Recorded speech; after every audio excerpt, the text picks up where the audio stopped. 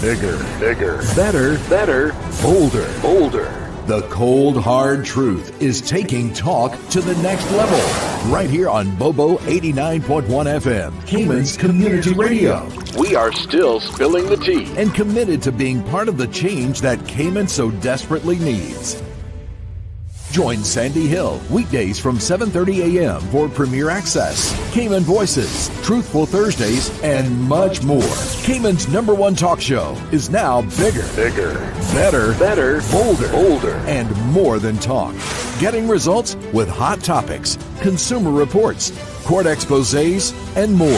I've come to set the record straight. I've come to shine the light on you. Let me introduce myself. I am the cold, hard truth. Now, from the CMR studio in Grand Cayman, Live, direct. it's the cold, hard truth. Now, join the conversation on 345-936-2626. That number again is 345-936-2626.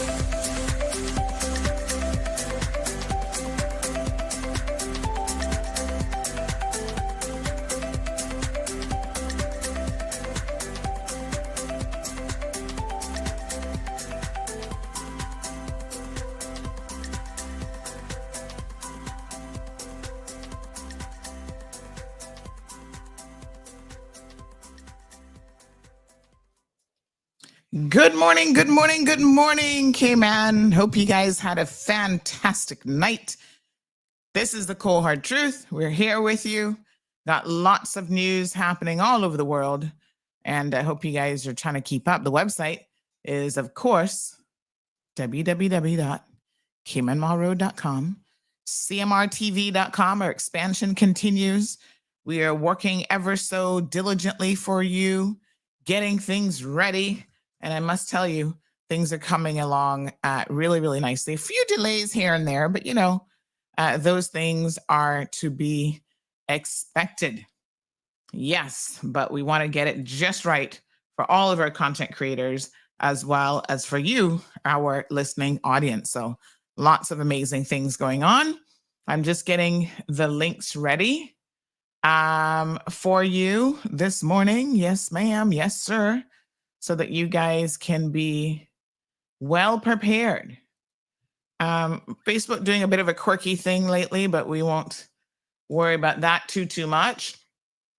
And today is going to be another heavy hitting day as it relates to government. So I've got lots of research behind this one. So we're going to make sure that we get that all ready for you. We do have some guests who are joining us first, and we're going to welcome them into the studio. Just allow me one quick second to send out our links so that everybody on our various YouTube, Instagram, Facebook, all our various channels know that we're live and they have the respective link for those. So big shout out to our Canadian friends. A lot of times they complain that they can't get the show because of meta restrictions. And so I am pleased to say that with the expansion of CMR TV, you can go directly to the website now and actually watch the show. cmrtv.com. As we go live, it goes live. So I think that that's fantastic because that really kind of eliminates the social media platforms trying to censor our poor Canadian friends. That one I can't take on for them. That's a political battle, I must tell you, between the government there and Meta. So yeah, they're on their own. All I can do is give you guys some other options. So listen, our friends over at the University College of the Cayman Islands, they have a lot going on and they want to come on the program on a regular basis and share the details with all of you so that you know exactly what's happening. It's that time of year again when school has begun and classes in session. And so we're going to talk about all of the things that they have going on there at the university. So let's go ahead and welcome them into the studio. Give me one quick second. Here we go. I was actually looking for a little something on my screen. All right, so everyone should now have the links. Good morning. Shout out to Windsor Park Group. We have Washington Boulevard, and of course, Caymanians in Florida. Every morning, all of those groups get our links. If you're not in those groups and you need to be, I'm not an administrator, but let me know. I guess I can find out who is that will give you access. So it's important that everyone has all of the respective links to be able to listen to us every single day. And trust me, if I inadvertently don't send it out, they're on me. Where is the link this morning, Miss Sandy? So I make sure I try to stay on top of that. All right. We have University College of the Cayman Islands. Let's go ahead and welcome our guests into the studio today. We have Mr. Paul Pakarin. He's a Dean for Professional and Technical Education and Training. Good morning, Mr. Paul. Good morning, Miss Sandy. Thank you so much for having us as always. And it's a pleasure to share this space with you this morning to share exciting times with the university. Yes, absolutely. We like to know what's going on over there for sure. We also have Mr. Ricardo Benjamin, who's the program director for TVET at the university as well. Mr. Ricardo, good morning. Good morning, Miss Sandy, and good morning to your listeners as well. Yes, so nice to have you.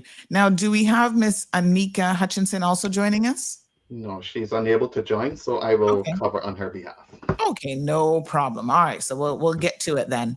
Thank you, gentlemen, both of you, for joining us this morning. Thank you. We're going to be talking about some of your short courses that you have. And you say that you have a short course for every skill set. What do you mean by that? Okay, well, good morning. I will defer to Ricardo to speak to the 1 year programs, and then I'll speak about the shorter ones that every other person. But before I let him to speak, we want to invite everyone to come up this evening at 5:30. We're having an open house just to share more information about the different courses that we're talking about right now, so that they can hear the prices, the times, meet the instructors, find out if that course suits them, so that they can register by tomorrow and be a part of a course starting from next week.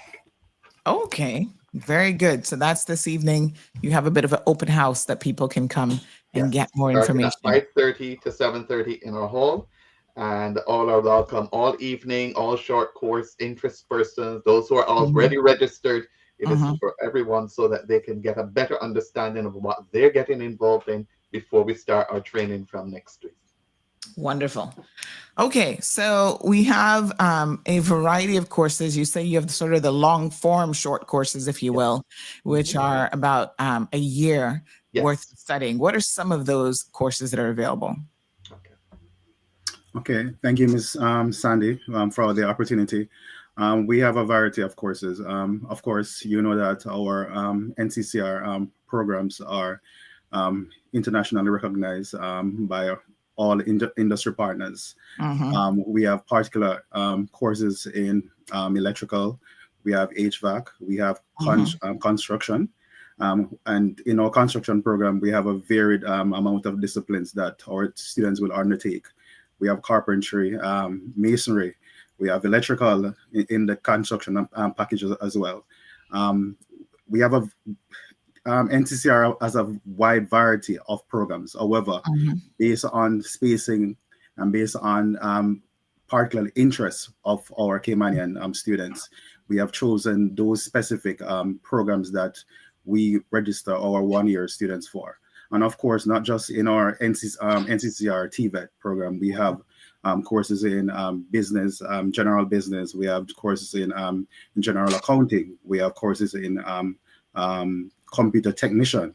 So these students coming into our 1 year program during the orientation session that we plan to have this evening at UCCI Hall, the Sir Vassal Hall, we're inviting everyone so we can share all of these knowledge and how these students can go about finalizing their registration, because we still have a number of students that are interested in our programs but have not been able to register and or finalize their registration. So that is why we have particularly outlined this session that our students can come in and get the knowledge. And so all our viewers that are listening, so if you're interested in any of these programs, whether it be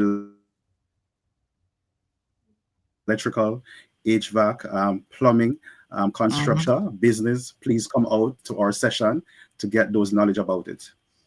Okay, so very, very convenient after work hours that makes it easy for people to come out and find out a bit more information and actually get registered. We're going to go through some of the courses that you've got on offer as well. So let's talk about under the skills, trade, and industry. You have air conditioning and refrigeration levels 1, 2, and 3. Well, those courses sound extremely useful because trust me, in this heat, all of us need a good technician. So I can imagine that those jobs are very much in demand. Yes, Yes, yes, they yes, are. yes. And equally, we have the courses such as electrical license in preparation for those Caymanians who want to become licensed electricians or wiremen. We offer that course, preparing them to take the exam. And so we want those who have that interest, or those employers who have potential wiremen or apprentices to want to become certified, that they can come out and hear this evening about that. We have a number of short courses as well, Miss Sandy, in terms of like QuickBooks, real estate, steel pan. For those who want to learn how to play steel pan, we will be running a short course, cake baking and decorating, AutoCAD, learning how to use that platform, project management. As you know, construction is going on, it's booming across Cayman. And so we are doing a project management in construction, so people understand how to really manage a project that they're doing in building, that they don't overprice, that they don't charge, give someone a price, and then as soon as they start, they told them, oh, I underestimated. And so this course helps person to understand how to manage any construction related project that they have and how to price it correctly. And that's been very popular. And so if you're in a construction, if you have your own small business, that is the course for you. We have the culinary section for those who want to go into that field. We are open to doing international cuisine or short course in culinary arts, housekeeping, from the hospitality end. As we know, we're having lots of hotels that are opening, and so we are open to being responsive and making available. So if there's a specific course that you or your company is keen on and upskilling your employees, like Mr. Ricardo says, we are open this evening at 5:30, or you can send us an email at the UCCI or come and see us, and we will make ourselves available to you. No, these are very practical skills. I must tell you that so many people can take advantage of. So, and there's a demand for these without a doubt. Yes. We just touched on a few, but you also have under tech and engineering and design, computer aided design, that's CAD. Yes. You've got computer applications, solar photovoltaic systems installation. Whoa, what's that fanciness all about? Mr. Ricardo. Antonis, you know that solar particularly has been booming in the, and so this particular course is particular to teach persons about the use and the practical applications, and getting students familiar with those knowledges of skills that are needed to install solar panels to get assistance. So we are particularly interested in having persons registered for that as well. Yes, no, that one sounds fantastic. And of course, plumbing applications and practices, so different areas there. We've got Edwin, who's asking if you're doing any welding courses. This is interesting. No, at this time we Well, don't, but we've had expressions of interest for that. We had an employer who is keen on that area. Unfortunately, our Mhm. space does not allow for us to expand in that, and so we are hopeful that with the new changes in education and looking at making TVET more relevant, that may be one of the considerations within the Mhm. near future of having a space where we can teach welding. But at this stage, we are unable to do it because we don't have the space to do it, and not. Yes. But we have keen interest. So thank you, Edwin, for that interest. But we Mhm. also have an Mhm. employer who's come on board who says, this is what we specialize in, and we'll be happy to support anything like that once you need our support. Hmm. Yeah, that's fantastic recall, because yes, sir. although welding is one of those programs that we are unable, Hmm. would like our listeners to know that under the NCCCR, we also have our certification that we can offer, if possibly in the future. Just say that bit again. You're breaking up just a little bit there. You have. What he was saying is that we have the international certification that is linked Uh-huh. to welding through the Oh, I see. NCCR platform that Hmm. allows us to offer that. So we can not only just offer it as a course, but it's linked to our international certification body with NCCER.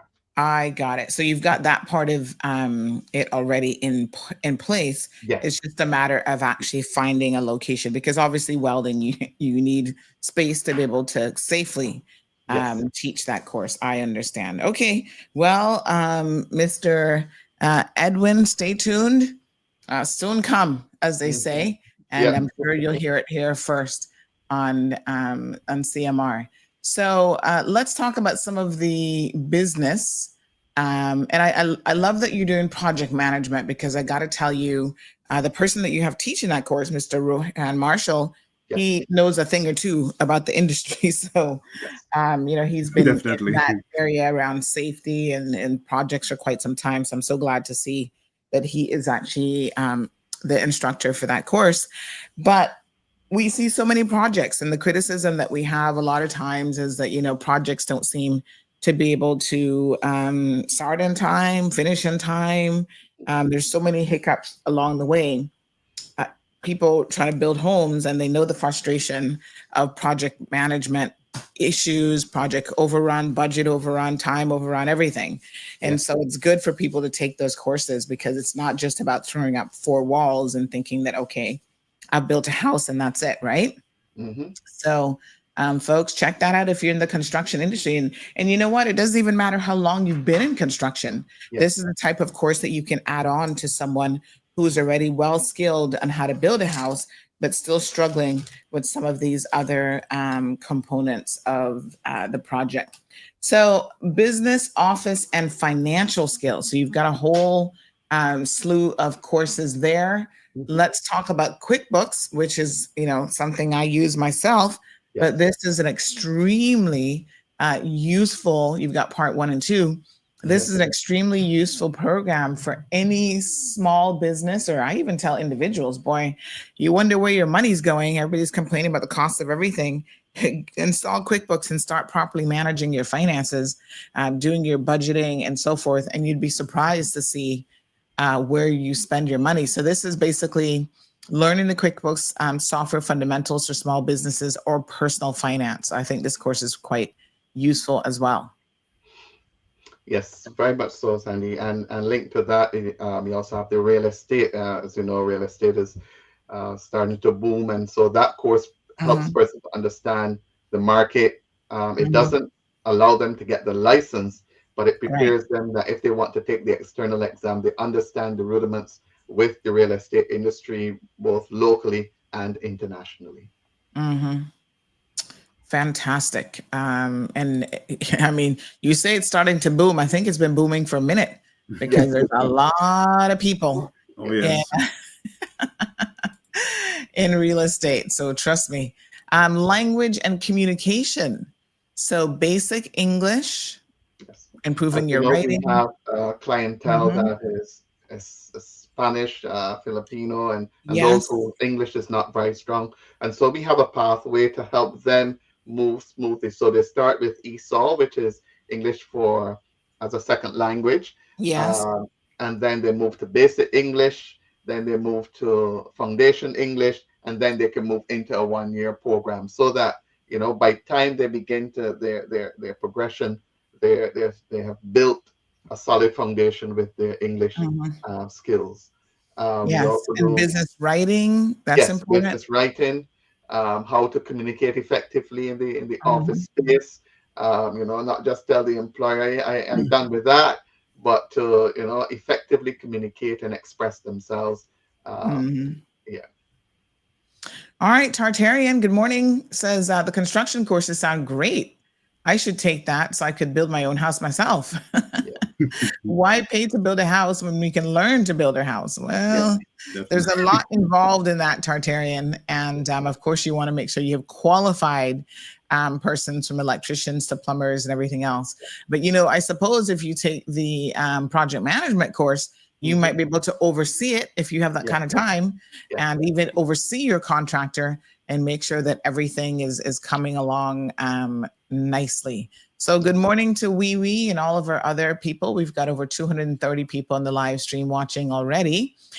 We are talking, if you've just joined us, with the University College of the Cayman Islands. We have Mr. Paul Potkerin, and he is the Dean for Professional and Technical Education and Training. And then we also have Mr. Ricardo Benjamin, who's the Program Director for the TVET section as well. So they have an event going on this evening that you want to make sure that you come out to, starting at 5 until 5:30 to 7:30. Yes. Yes. Okay. Wonderful. So one of the sort of new areas that you guys are expanding your offerings is in culinary, the culinary arts, if you will. But you already have a creative and culinary skills course, which includes cake decorating. Yes. That sounds interesting. Yes. So they Mhm. learn the techniques of baking and the decorating the cakes, from cupcakes right through. So, they can do their own birthday cakes by time they finish this course. And then they go on to the part two in the next semester, which looks at using fondant. So if they want to then move to wedding Mhm. cakes and those kinds of things. And we also have the capacity to offer bread making and pastry making. So if there's that interest, we are able to support that training. But these are what we are offering this semester. Next semester, we can always change. But again, we want to invite every person who has an interest, who's registered or who's thinking about registering, to come Mhm. up this evening at 5:30 so that we can hear from you. You can hear from us, and we can plan accordingly for whatever programs you want us to offer for you once we have the Mhm. capacity. Wow. Fantastic. All right. So, why would people want to take a short course? What are the benefits to doing that? I mean, I have looked at the schedule, and I tell you what, the schedule is very, very, accommodating for people who have to work a full-time job. But what are the benefits of taking a short course? Ricardo, you want to take that one? Well, Miss Hill and listeners as well, we are in a time where credentials are at the forefront, and a lot of persons are seeking nowadays to do a lot of upskilling. We have had persons even at the PhD level, master's degree level, coming in to do short courses because they have recognized that throughout their lifespan they have had particular interest in doing some small skills. So Mhm. all of these short courses is an opportunity for all of those professionals and even new persons as well coming into the field to come in and get a grasp of all these skills for these micro credentials. And a lot of them we have certified as well. So we encourage persons to come in as well. Mhm. And they're Fantastic. affordably priced as well. The time Mhm. frame is available in the evening after work. We are open to having weekend opportunities available to persons. And I'm sure we'll come back at the night time to talk about weekend courses as well. But you know, the flexibility that it affords, like Mr. Ricardo says, it helps you to upskill and Right. you know, to earn extra income, you know, depending on Definitely. what area you are going into. If it's cake baking, you can bake your own cakes on the side. You talked about the project management.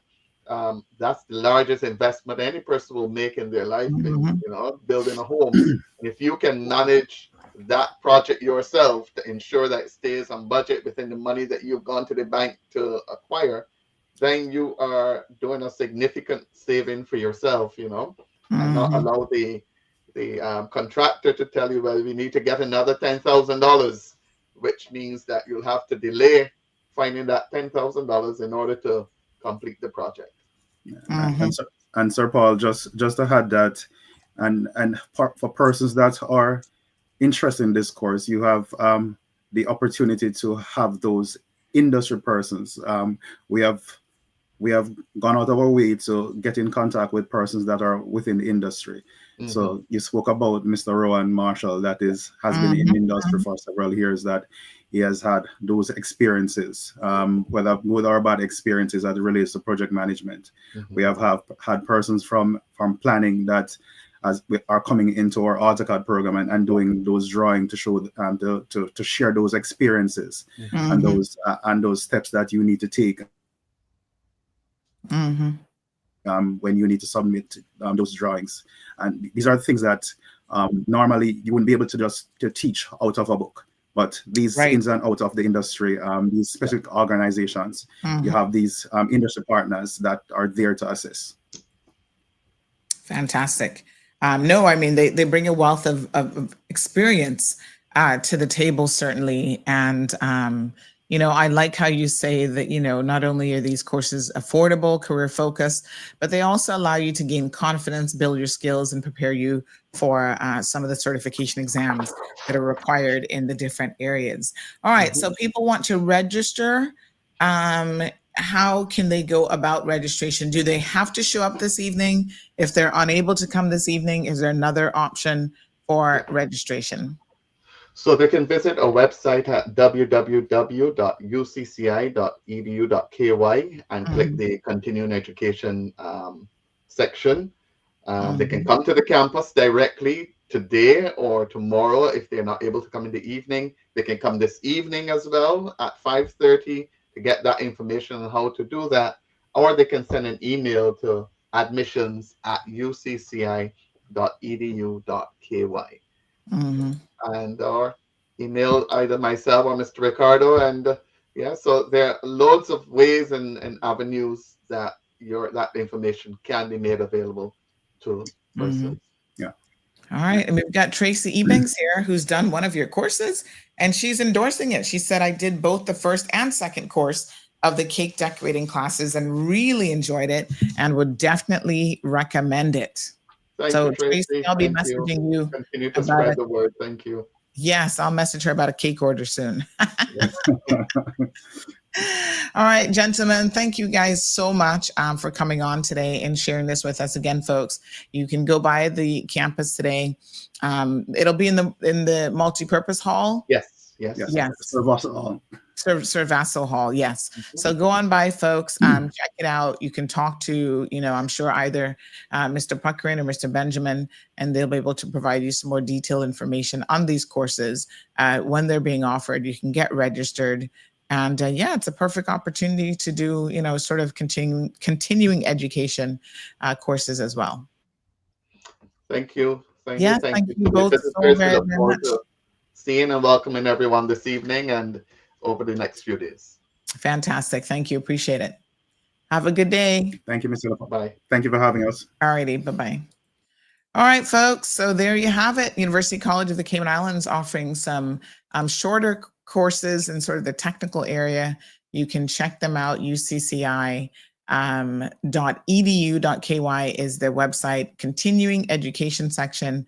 You can click that link, email admissions@ucci.edu.ky, or you can give them a call as well. I think probably showing up this evening if you can is a fantastic idea.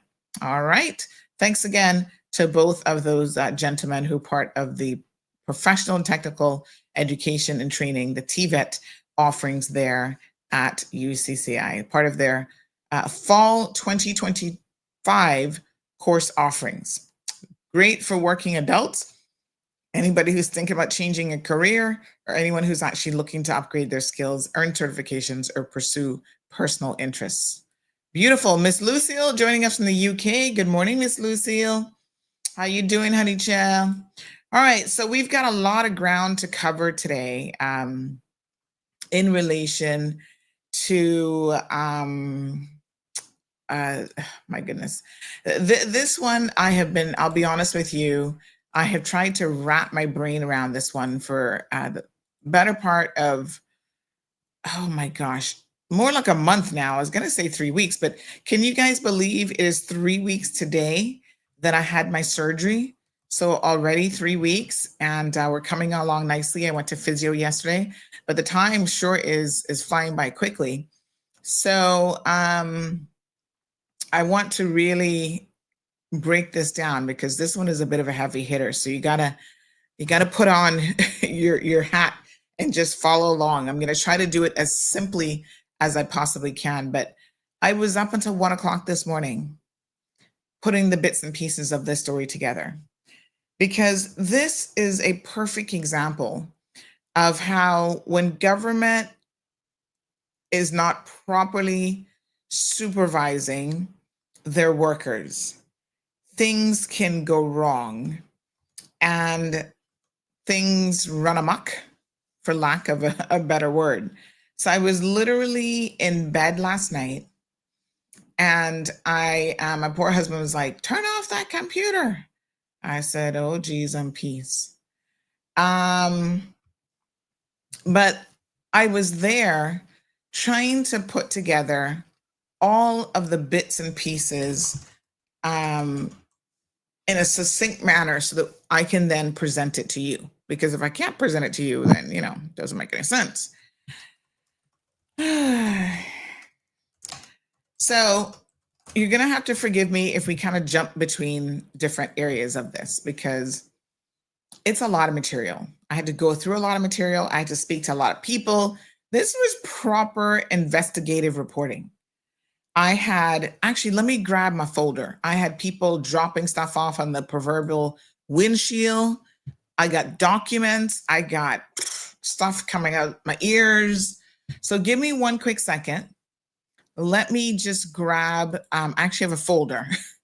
Allow me to grab my folder of notes on this whole situation. Child, I could have written a book by now about what's going on with this Tourism Attraction Authority. But permit me just a second to grab my folder, because I want to have that ready. And then we're going to start to dive deep into exactly what is going on here. How about I throw in a few commercials for you? All right, honey, chill.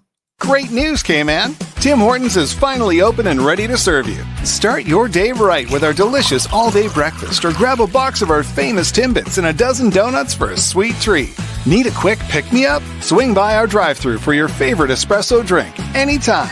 We're open weekdays from 5 a.m. and 6 a.m. on the weekends, closing 9 p.m. and 10 p.m. on Fridays and Saturdays, with 2 entrances at the Shamrock Road Roundabout in Red Bay. It's time for Tim's. All right, folks, thank you so much. And thank you to all of our sponsors, by the way, who really allow our programming on CMR to be the success that it is. I must tell you, we appreciate their support. Of course, they say to us, Miss Sandy, it's a no-brainer because, we get business because of you. We get people walking through the door. I have another company that we deal with, and they said, wow, we've been getting your direct referrals walking through the door, talking to us. And I said, isn't that amazing? Because, people know that when we say something, we're honest in what we have to say, So, all right, let me see here now.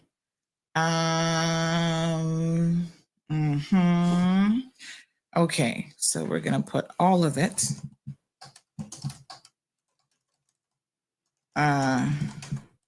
Okay. So this where do we begin? Where do we begin? All right, give me 1 second. We have the Cayman Islands Attraction Authority. It was formerly the Tourism Attraction Board. And so let me give you a little bit of history. Perhaps that's the best place to sort of begin. Yes? What we have to discuss here is that at some point, this was actually the Tourism Attraction Board. And we even have to talk about how it became an authority, because the things that have been allowed to happen under the watch of multiple governments, quite frankly, is shocking and ridiculous all at the same time. People have been asleep at the wheel when it comes to this authority. And I think that it's unfortunate, but I believe that some of what has happened here, and I'm still even pulling up emails because, like I said, up until last week, on Friday, I was still getting emails in relation to, let me see here. In relation to the mold issue, we're going to deep dive into that. I was still waiting on email correspondence, reports, confirmation of the things that I have been told. So let me first say this. I have spoken to no less than, in order to put this show together, no less than probably 8, 9, 10 people, easily, to be able to put this together. So, you know, some people, I would speak to them, and because they like the former board chair, I'm going to have to talk about Miss Carla. I mean, it is what it is. You know, they would say, well, you know, I don't know who your source is, but if it's this particular person, he has a bee in his bonnet and he's just upset and you can't listen to him. And I'm just like, oh, it's interesting you mentioned that name because he's not one of the people I've spoken to, but maybe I should be speaking to him. You know, so there is a perception that there's like a singular or one or two people who have issues with the management of the Cayman Islands Tourism Attraction Authority, and that those one or two people are the problem. Can I tell you that that is so not the case? So just on Friday, I have a response here. I'm going to print this off as well. Give me a second. Let me do a quick print from the Department of Environmental Health in relation to my queries regarding some of the health concerns that's happening at the Botanic Park. So no, this isn't one person who, and you know, when that was said to me, I had to dig a little bit because I'm like, why would that one person's name be brought up in this? That person had left the one of the facilities that falls under the Tourism Attraction Board 10 years ago. And y'all still worried about that one person? Tisk, tisk. Come on now. Y'all need to get it together. I tell you what, I know that something is stinking around here. And we're going to have to start with Mr. Thompson. What's his first name again? Because he is a, yes, hold on. He is a hot mess and then some. If there has ever been a case for someone not being in a job, I'm going to build that case here today. Now, we have a new minister of tourism, the Honorable Gary Ruddy, aka Mr. Peanut. And I'm hoping that he is listening to the program today, because if he is not, he needs to. Okay. Now, Mr. Gary is a nice guy. Patrick, yeah, Debbie, we coming to him, honey child. You used to work there, girl. I should have spoken to you amongst my long list of people. But let me just say this. I'm trying to find another email from another media house that has sent me some stuff as well on these people. It was just so much stuff. I mean, I was shocked. I was absolutely shocked at all of the stuff that I have gotten in relation to these people. So just give me a second here. Let me see. This was sent way back August. Yes, here we go. Oh, honey chill. Thank you. Thank you to the other media houses who work in collaboration with each other. Because sometimes, you know, they don't have a talk show, but they got information and they're like, here you go, Auntie, you deal with it. All right, give me 1 second. Let me pull something off the printer. And then we're going to deep dive into this hot mess that we're calling the Cayman Islands. What's the proper name? The Cayman Islands National Attractions Authority. Wow, what a mess they have over there on their hands, which should be something we should all be concerned about. Recover personal injury attorneys, helping injured people get what they deserve. Did you know that insurance companies have lawyers that represent their interests? Before signing and accepting any settlement, know your rights. Call us today for a free consultation at 924-9999. That's 924-9999. Recover. Your personal injury attorneys are on standby to assist. All right, folks. Thank you so much. Thank you. All right, here's my folder. This is my physical folder, and I do have electronic files and stuff that we're going to be referring to as well. All right. There's a lot of issues with this organization. So let me start by saying none of this is something that developed over the last administration. These are things that date back for an exorbitant amount of time. Ms. Carla Reed is her name. She is the board chairman. So this is a entity that was converted to an authority. We're going to talk about that, like I said, as we get through our notes. And Ms. Carla, when did she resign?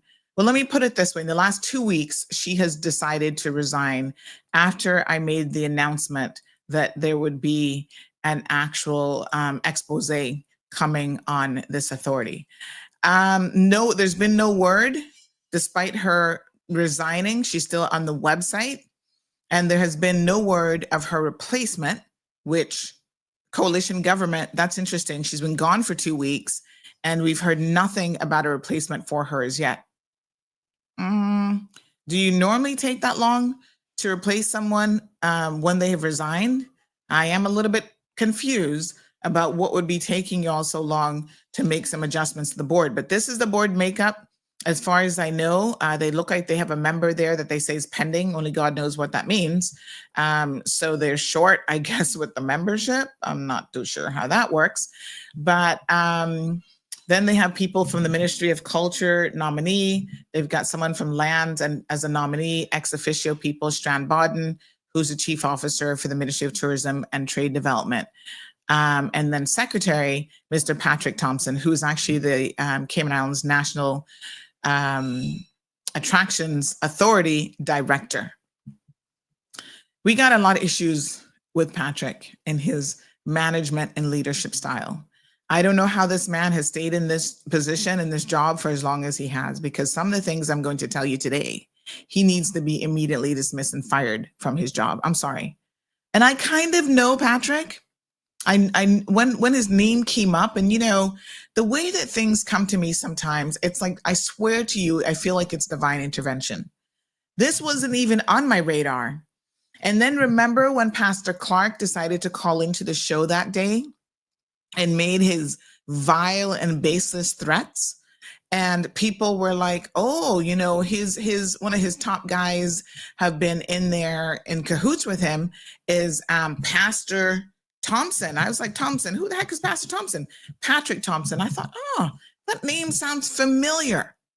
And lo and behold, that's how it all got started. People are like, girl, you need to be looking into this. He's a hot mess and then some. I said, Lord Jesus. And that's when I started to dig. I felt like I've been working on the graveyard shift, digging and digging and digging. And the more I dug, the more it stunk and the more we found out.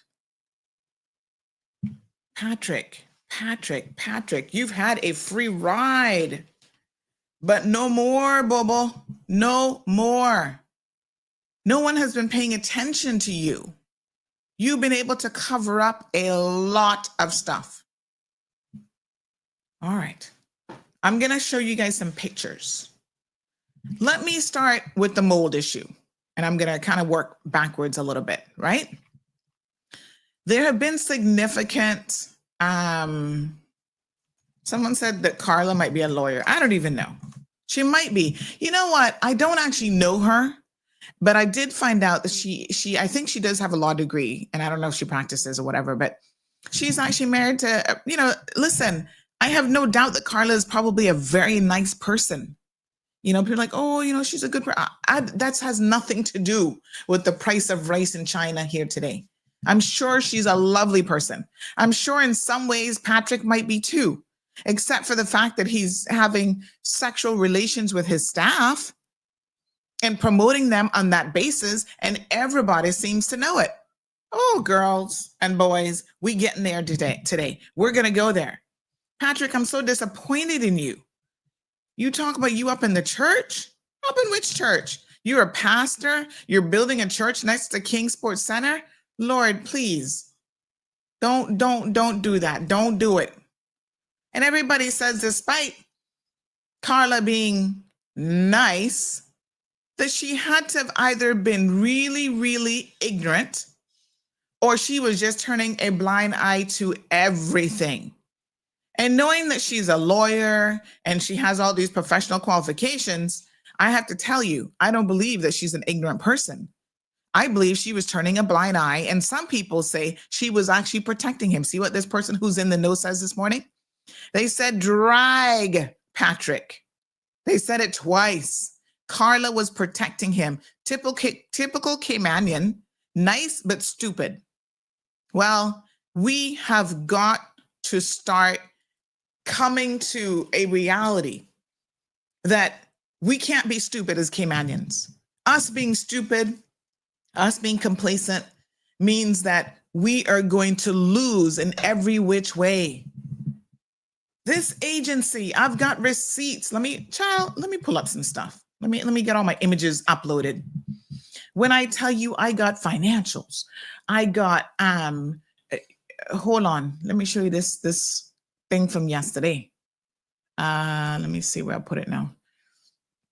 Yesterday, one of my drives, my external drives was offline because of some issue with the network. So I had to save them in alternative locations, but just give me a second. Oh yes, here we go. I'm going to talk to you guys about some stuff here. Y'all are not going to believe what these people have been able to get away with. This is a shame. But let's start with the mold issue, okay? Because that was the last piece of information I was waiting on in terms of where we are now. So the staff at the Botanic Park, let's be clear, first of all, what the Tourism Attraction Board actually does, because some of you might be like, Sandy, who the heck are these people? I don't know who they are. So they are responsible for a few of our national attractions, including, let me just see here, the Hell Geological Site, Pedro St. James Castle, Queen Elizabeth II Botanic Park, and the Cayman Craft Market. Funny enough, people have been complaining to me about the craft market for years, and I keep saying to them, oh God, I'm going to come to you out there at the craft market.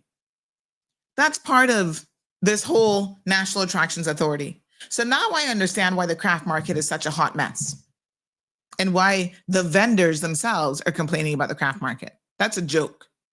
Let's start with the Queen Elizabeth II Botanic Park, okay? There is a severe mold issue there at the park.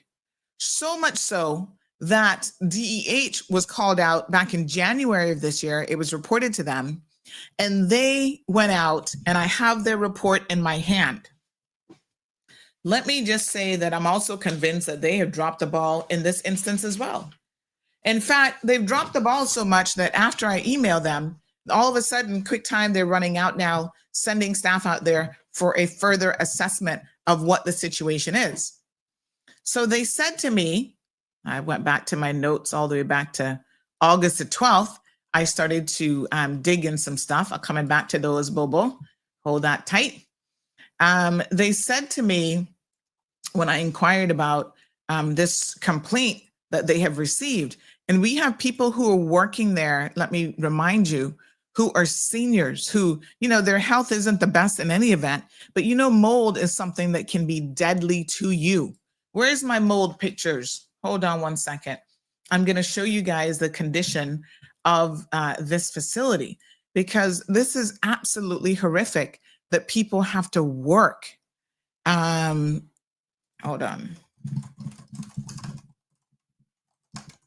That people have to even be working in these conditions. It is absolutely deplorable.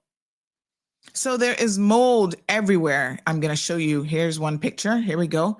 Mold in the ceiling, molds in the wall. Hold on. Let me start saving these. Give me 1 second here. People are having problems, their respiratory issues. They're calling out sick. So it is obvious that there is something that is impacting their health in the workplace, right? It is in the walls. They've chipped out the walls and they refuse to properly fix the mold issues. God only knows why. It is literally seeping through. Don't worry, I got the pictures. Bobo. It is literally seeping through the walls. And you know what they're doing? They're using a plant to try and hide the mold. These people are disgusting. They are utterly disgusting. And these are updated pictures. So nobody can say, but Sandy, it was reported and they figured it out and they cleaned it. No, they did not. No, they didn't. Let me show you exhibits here as proof of what a disgusting environment our Caymanian elders are being forced to work in. Right? You go into the gift shop. Look at this. The mold is literally seeping through the ceiling. Yeah, that's what that black mark is. You see it? Let me show you some more pictures. We got tons of pictures now. Not short of them. Okay? Here, in the ceiling. Seepage. Okay? More ceiling shots here. It is all over the place. Tourists are going into this facility. Thank God that they don't have to stay in there for very long. So they might not be impacted long term. So, and I'm not too worried about the tourists because, they'll sue government. Then all of a sudden y'all will fix it and you'll find the money. It's the elders that are there. The people who have to work in that shop. Look here, all in the brick behind the tile. Look at that. And you know what their solution is? Let me show you what they have done to resolve the issue. They stick a plant in front of it. Oh, let's just ignore it. Stick a beautiful plant there, and then we don't have a problem anymore. Okay. The Department of Environmental Health received a formal complaint about this after the actual manager at the Botanic Park refused to do anything about it. Now, listen, that's my little friend over there. He's invited me to cover their events before. I have showed up. I'm happy to, support government when they're doing things right. But this morning, sir, I have a lot of questions. And I do mean a lot of questions to ask you about what is actually happening, Mr. John, at the Botanic Park. It doesn't look like you're running a good ship either. And you are permitted and allowed to get away with it. This is shocking. Very, very shocking. Okay? So give me 1 second here. Because when I reached out to DEH, they confirmed that, yes, they had received complaints in relation to this matter.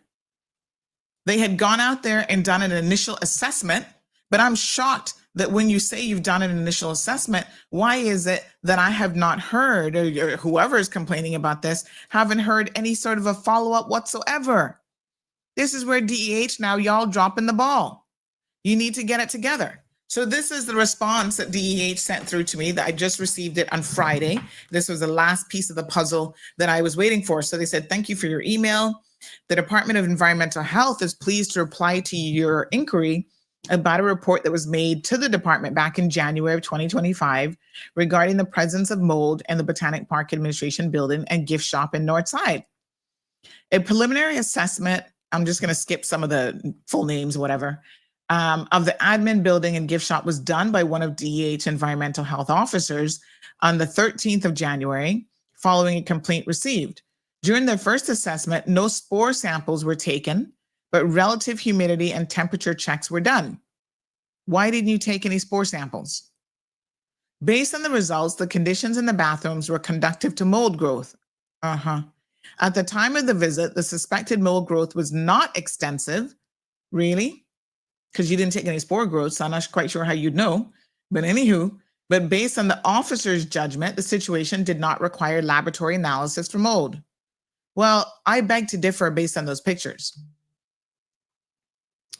Okay, so they claim that, their remediation policy is as follows. They did the inspection, determined the extent of the issue, advised the proprietor on the remedial actions to be taken, and then if extensive and there are complaints of ill health among the occupants, DEH will determine that the building is unsuitable for the occupants. Well, I don't know how much was in the complaint or how much they paid attention, but I can tell you that staff are having to deal with headaches.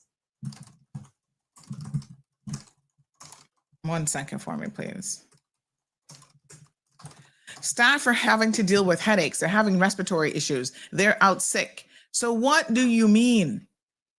I'm sorry, but what do you mean that if there's no health issues, you're not going to be doing laboratory tests? And I'm like, you don't think people are having health issues from this and this? Do you know how deadly mold can be? Wow. Look at this. Look at this.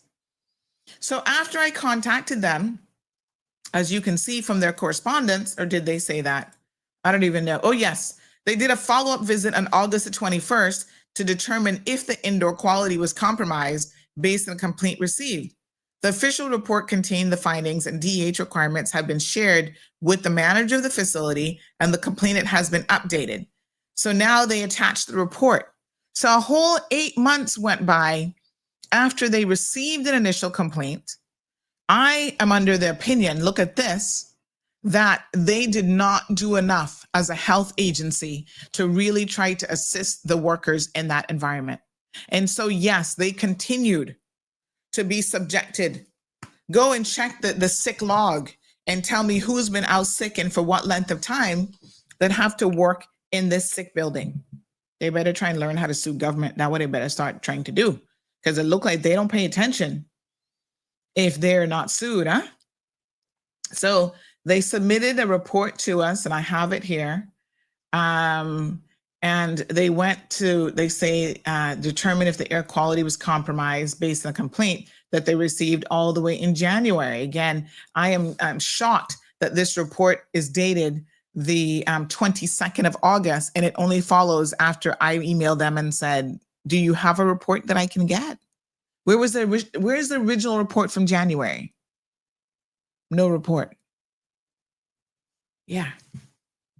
So they claim now that they have spoken to Mr. John Laws, who is the manager there, and advised that the issue has been ongoing since last year, at least, and confirmed that a previous inspection was carried out. He further explained that he intends to replace sections of ductwork, it's in the air conditioning, folks, and remediate areas affected by the mold. When asked if the mold growth was the result of water intrusion, which means they didn't do that before. This was done August the 21st, and this letter, this report, as y'all can see, I don't know why it's upside down because I'm not holding it upside down, but anyway, it is dated August the 22nd. So I tell you what, they're now asking him probative questions that, in my honest opinion, should have been, I think it's It's this is why. Okay, yes, my apologies. I had all this time I've had my mirrored thing backwards. All right, see the report there? You see the date on it? August the 22nd, okay? I can pull it up on the screen because I have it on email. So now all of a sudden, folks, we have them asking him questions about, oh, well, how did this mold get in here? Oh, we've had leaks. And one of the issues that I'm going to talk about is the fact that we have at the Botanic Park in particular, but Pedro Castle, the exact same thing, wear and tear and things falling apart that are not being properly fixed and sorted out. I am flabbergasted that there are repair issues at our national attractions that have gotten so bad that they have become a danger, like a real danger to people, visitors, Caymanians alike. And it seems like it was not a priority for Mr. Patrick Thompson, but he got time to be churching, fornicating with his workers and doing the most. Patrick, I am so disappointed in you. You have no idea. You will not be spared here this morning, I'm afraid to tell you. Okay? So this is now the report, 5-page report. Mr. Sims, I'd like to know why we did not get a 5-page report back in January when people were talking about headaches and all sorts of health complaints, respiratory problems. They're having to take time off of work. Huh? And it's throughout the entire ceiling at the facility. And my very well-placed sources says that this has been like this for years. And whenever people complain about it, whenever the workers bring it to the attention of management, they are labeled as a troublemaker and they try to push them out the door. So Ms. Carla Reed, director or former board chairman, my apologies, she knew everything about this situation. She knew everything about the improper and poor and lack of proper management oversight. And this man, John, gets paid $8,000 a month minimum salary. And you are allowing your workers to be in an unhealthy environment. And the best you could do is to use a potted palm tree to try and hide the mold damage from the guests as they walk through the gift shop. Tell me something. How much longer are we going to allow this level of slackness to continue before we say, as TCCP said during the election, enough is enough? I hope to God that Mr. Francis Manderson is listening this morning. Mr. Gary Ruddy, if you're not awake, I know y'all was in cabinet long hours yesterday. Please wake up and listen to the things that I have to tell you here today. Because they have already sold you a fake bill of goods. I heard that you were touring the facility the other day after my comments, and all they could show you is, oh, look at our nice clean bathrooms. Don't be impressed by smoke screens and mirrors. We are digging deep enough here today that you should gut the entire board, and you better tell Mr. Manderson he need to get rid of some of these so-called workers too. They're putting people's lives at risk and they don't give a damn. They're too busy wasting their money, wasting people's money. Now, if you thought the mold issue was the end of the problems, the mold issue at Botanic Park, you would be extremely mistaken. Allow me to pull up my notes, honey child, because I got notes, miles and miles of notes, okay? So again, extremely concerning. This to me is one of the most egregious things that is happening there at the facility. Let me just see here. So, now they say in this report that they have, he claims, oh, yes, it happens because of the rainfall. They actually have done suspected mold growth, y'all need glasses if you're talking about suspected, in the ceiling, in the reception area, the cashier area near the snacks, and the rear of the gift shop. behind a section of concrete cut out of the wall, the underlying bricks, the roof. This are all the areas now that they're saying, oh, in August, we suspect you got a mold problem in all of these areas. Additional growth was identified near the stairs, right? You know, they tried to clean it. They try to clean mold instead of treating mold. You can't clean mold. You need to fix the source.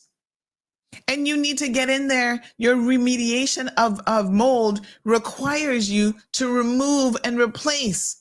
They just spraying stuff trying to clean it. So apparently they said, oh, now that's resulted in stained areas. Honey child, please. Dust and soil was seen in the air conditioning outlets, indicative of the system requiring servicing. Did I get a picture of the air conditioning ducts? Hold on. Let me see here now. Somebody said because he's Caymanian, because he's white and Caymanians bow down to him. I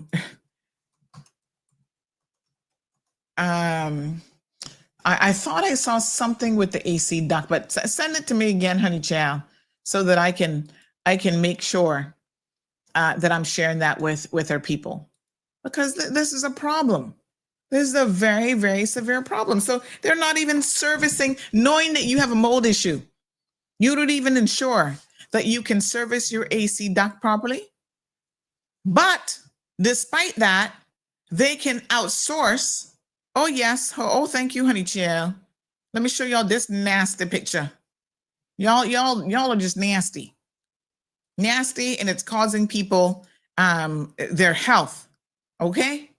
So let me be very, very clear here.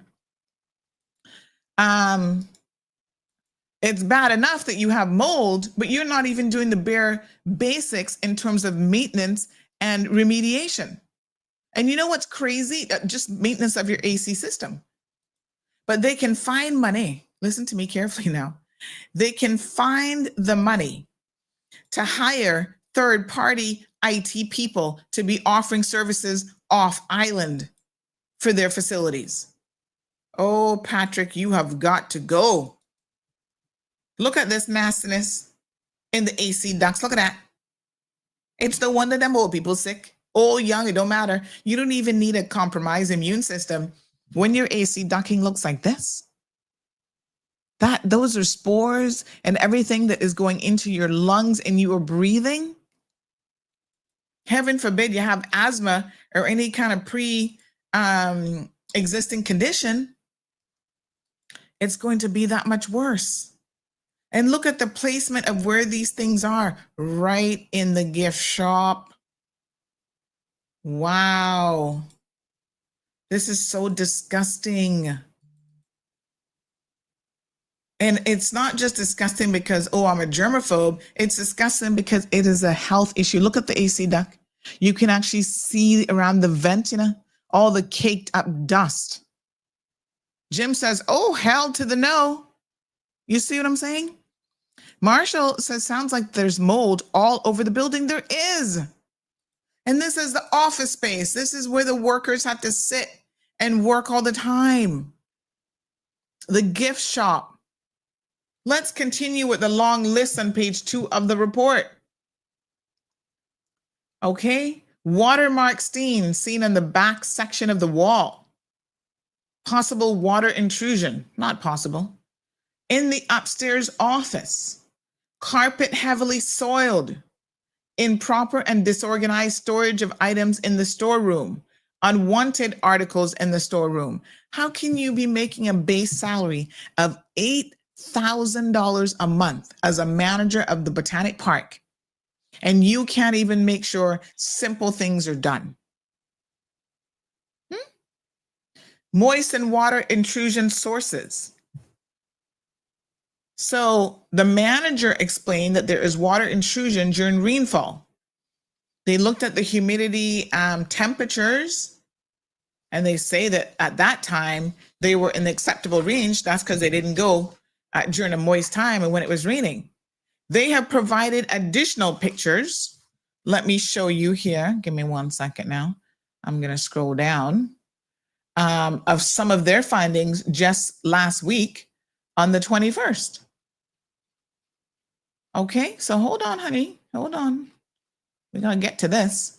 In case you think that this is something that the board chairman, who I'm sure would have visited the facility, could have missed, look at this. These photos are from August the 21st. Look at all this. Mr. Ruddy, you listening yet? You see how they were fooling you when you went and did your tour the other day? You thought everything looks good? You better take out a little detective microscope, honey child, because nothing looking good. Look at this. The baseboards up the walls, in the ceilings. Look here. Look at all this. Oh, it's everywhere. It's everywhere. I mean, it is disgusting. Absolutely disgusting. Wow. Look at all this. Y'all see that?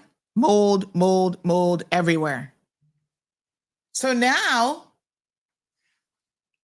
they have actually said that there is a breach of the Public Health Act, Part 3, deposits of materials in or on any building or street which causes damp in any building which leads to prejudicial health or nuisance. Wow. Oh my God. Y'all need to pay attention.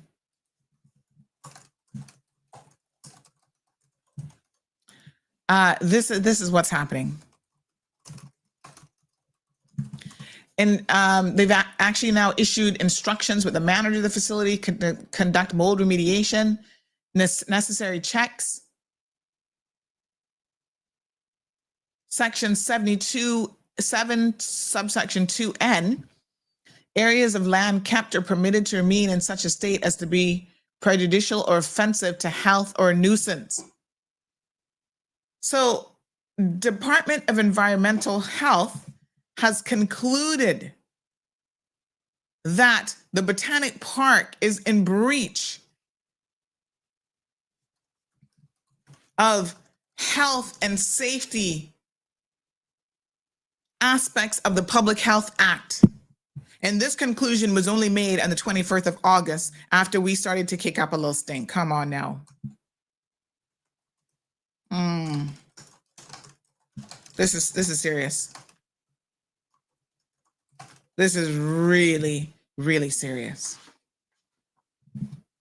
They should have done this back in January because this is nothing new. This has been going on for years. I'm so disappointed in them as well. I'm going to talk to Mr. Sims about that because I know he tries to run a tight ship. Immediate action is required to resolve the water intrusion and mold issues. So the manager knew about the water intrusion issues. He's like, yeah, you know, whenever it rains, we get water in here. So lazy for y'all. Don't even care.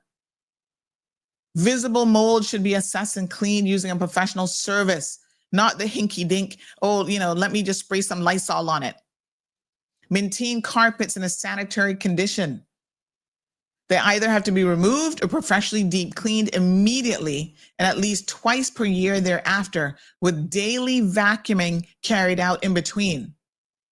Ensuring the facility is maintained in a clean and sanitary manner after works are completed. They're not even making sure the place is properly sanitized. My God. Okay. That is one issue. Let me tell you, we just scratching the surface. I hate to say, but this might be a 2-day show, but y'all have to bear with me because there's so much. There is so much that is going on at this facility. Okay. Now, let me just send this to Renee because I need her to follow up on this report. You see, I was traveling this weekend, as y'all know. So when I got the report, I took a quick glance at it and I said, thank you very much. And I haven't had time to fully deal with this. Now I'm dealing with it. All right. But none of it was a surprise to me. Let's continue. That's mold, health, and safety concerns. Let me pull up my other notes in relation to the facility, okay?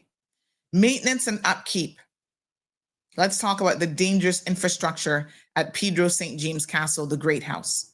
It has suffered from rotting wood, broken doors, There have been unsafe repairs that have been carried out of the facility, resulting in structural collapse in one case.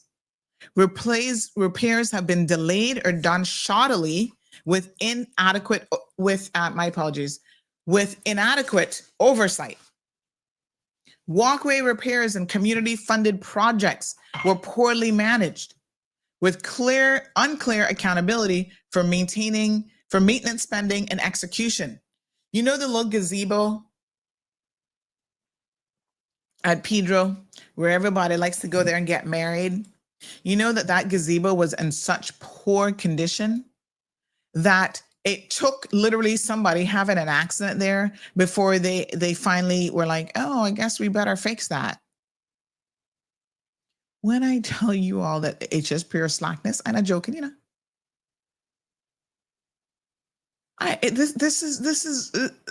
This is horrible. And the leadership for this place, Mr. Patrick Thompson, has got to answer for how he can be, what is his official title? Well, let me see what I call him. The CEO? How he could be in this position for all these years, director, and allowing all of this to happen under him, and he does nothing about it. Like I said, he was too busy chasing you know what, and we're going to talk about that here today as well. His poor wife had enough of him and his shenanigans. She has since left the jurisdiction. That's how bad it is. All these board members, y'all don't know what's going on? Or was everybody just turning a blind eye? Do you not visit the attractions yourself and ask questions? I'm curious. We're going to get to the employment and labor breaches here in just a second.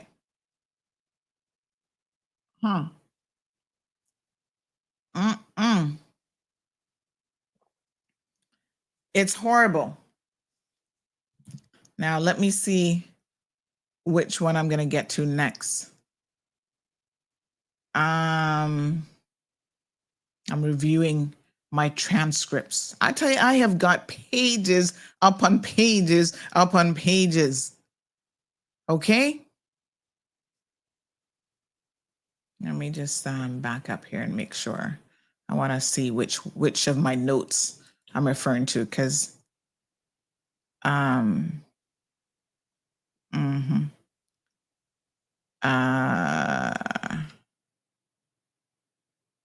okay, yes, I think this is the one that I need to refer to here. All right. So they refuse to have proper maintenance to be done on the facility. I'm also going to talk about some questionable things that have happened in relation to money, right? Money that has been donated for projects, for that whole children's garden, for a sidewalk to be built at Pedro St. James. In fact, there was a local vendor, I believe it's Frankie Flowers and his family. They were willing to donate and have a whole walkway done. Oh, no. We'd rather not do that and have money wasted and having somebody else pay for it. And now I still don't know if it's finally completed for, handicap access and all sorts of stuff. But we're going to get there. Like I said, we have a lot of ground to cover. Let's talk about some of the labor infractions now, right? Personnel, conduct, and hiring. This is where Patrick has a direct role to play. And again, Miss Carla Reed, the former board, and nobody not officially saying that she resigned. I don't know how we not get that through official sources yet, government, and how you've not replaced her. But I know she's resigned because she knew this was coming. I guess she said, I don't want no part of this. Well, you were the board chairman for 11 years. 11 years. Like I said, none of this just started recently. How could you not know? Nepotism and favoritism. Let's talk about Patrick, because this is where he really comes in. He comes in hot and heavy. If nepotism and favoritism was to get a grade for engaging in that kind of behavior, Patrick would be an A+ student. What do I mean? Well, he's not too keen on Caymanians. Apparently, He likes to, somebody say which Patrick? Patrick Thompson. Oh, let me show y'all his picture.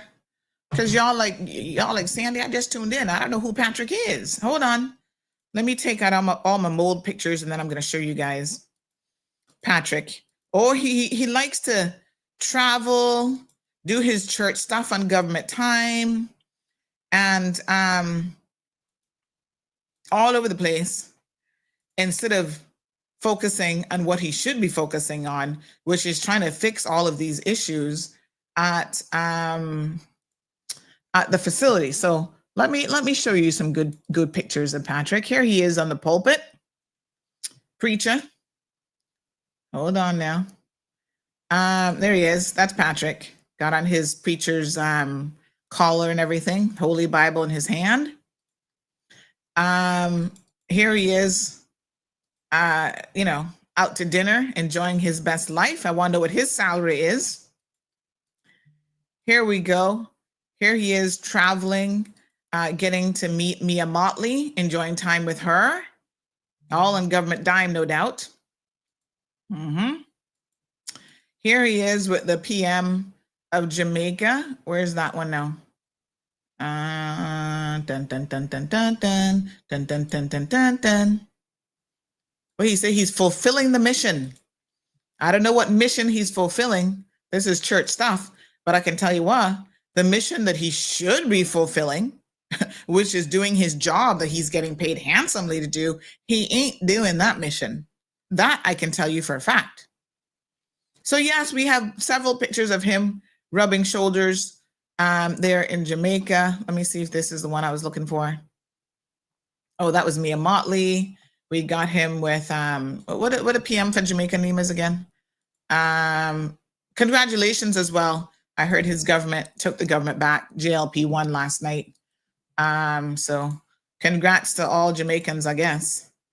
But here, yes, oh yes, here he is. Let me show you this now. Here he is with what's his name again? What's your leader name in Jamaica? Child, honey, child. I can't remember his name now, but y'all know who I'm talking about. So here he is with him. So he has time to be doing all of this networking. On whose behalf, only God knows. PM, what his name is again? Oh, Lord, I can't remember. Y'all know who he is. Holiness, thank you. Thank you, Halsey. Lord Jesus, what a mess. Holiness, yeah, there he is. Yep, with Andrew Holiness, He got time to be taking all these pictures, but no time to do his job. I'm just saying, it's such a disgrace, okay? So personnel, let's talk about the personnel issues, because this now is where I have some real concerns, and I want to know what mission he is fulfilling, because he's certainly not fulfilling the mission of having good, sensible people, Humanians first and foremost, working. No. His mission is bringing in all his church people to work. Somebody said to me yesterday, he's just as bad as Lynette Monteith in terms of making sure they're taking care of their own church people first and foremost.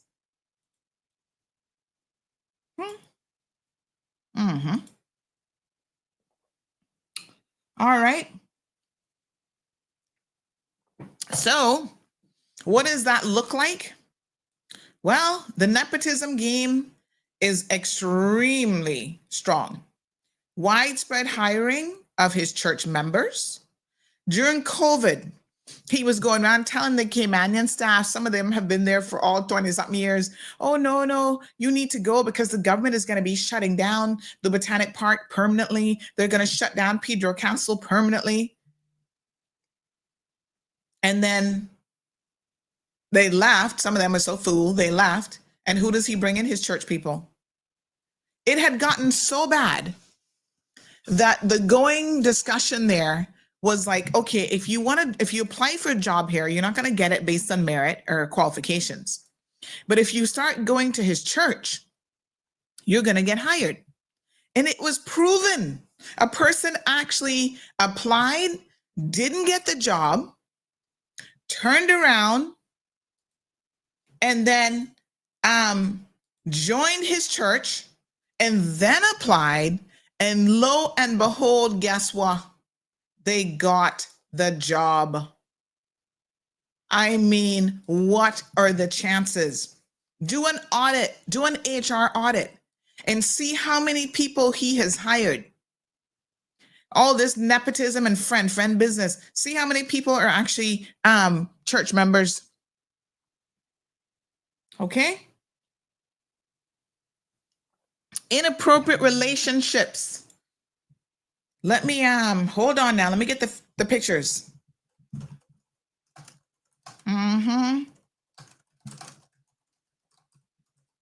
Hold on. I like I said, I've been working on this since August, early August. So, I got to, I have to go back and pull up the pictures and stuff. Because I got pictures of this girl that he's been having a relationship with and seeing for a number of years. And it's so interesting how he actually promoted her into a position. And you see, these MPs and others, y'all not getting spared here today either, because they want to come argue with me about how she got the job. No, she was laying on her back to get the job. And I hate to say it, because listen, it's not my business who y'all fornicating with. The only reason I get involved in your business is when your business interfering with my business. And when your business is interfering with the proper running of your organizations and you work for government. Right? I don't care that he's screwing down half a K-man and supposed to be a pastor. That's his business. All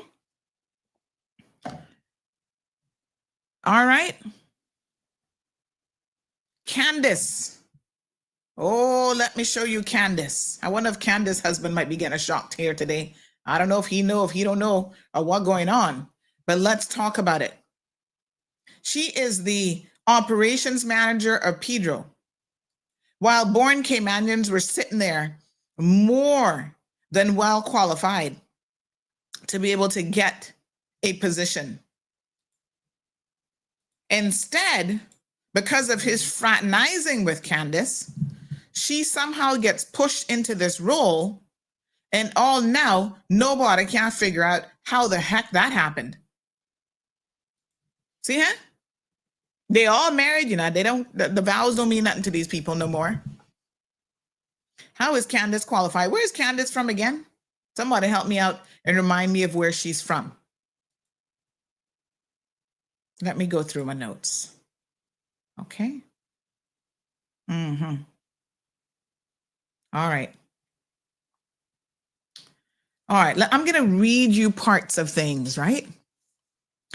Because part of the documentation I have is this young lady here who lawyered up, and she had to sign a non-disclosure agreement because they had to settle with her because of the foolishness that they were going on with. She resigned. They made her sign an NDA, but of course they actually settled with her. Yes. And she had to, of course, she can't talk, so I don't even know who she is.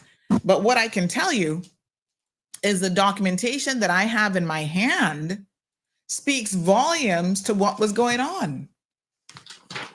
This is from 2023, April of 2023. It's called Rider to Employment Agreement. Effective May the 1st, 2023, the duty allowance of $400 per month for assisting with administrative duties for the CCM and held geographical sites is withdrawn, and all other provisions of the contract shall continue to apply. Name of appointing officer, Patrick Thompson. I'm not going to call this employee's name, but needless to say, she wasn't as foolish as they thought she was, because she surely lawyered up. Here's this is the change of employee status form dating April 13, 2021. Post has been revised to facilitate additional duties and responsibilities after the operations manager departure. So they basically elevated this young lady to the position of operations manager, given her additional duties and so forth. And then they turn around because he's screwing Candace and give Candace the job. Allegedly. Here we go. Compensation claim. This is her lawyers now writing in February of 2023.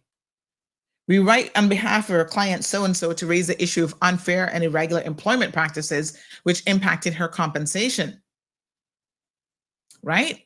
So she was employed as admin officer at Pedro St. James between the 1st of January 2021 to the 31st of August 2022, verbally asked by the TAB director, Patrick Thompson, to perform the duties of operations manager, and didn't want to pay the woman. Whilst agreeing to this and performing her enhanced duties, she was not given a duty allowance as required under the personnel regulations. And then they go on to state the regulations, all here.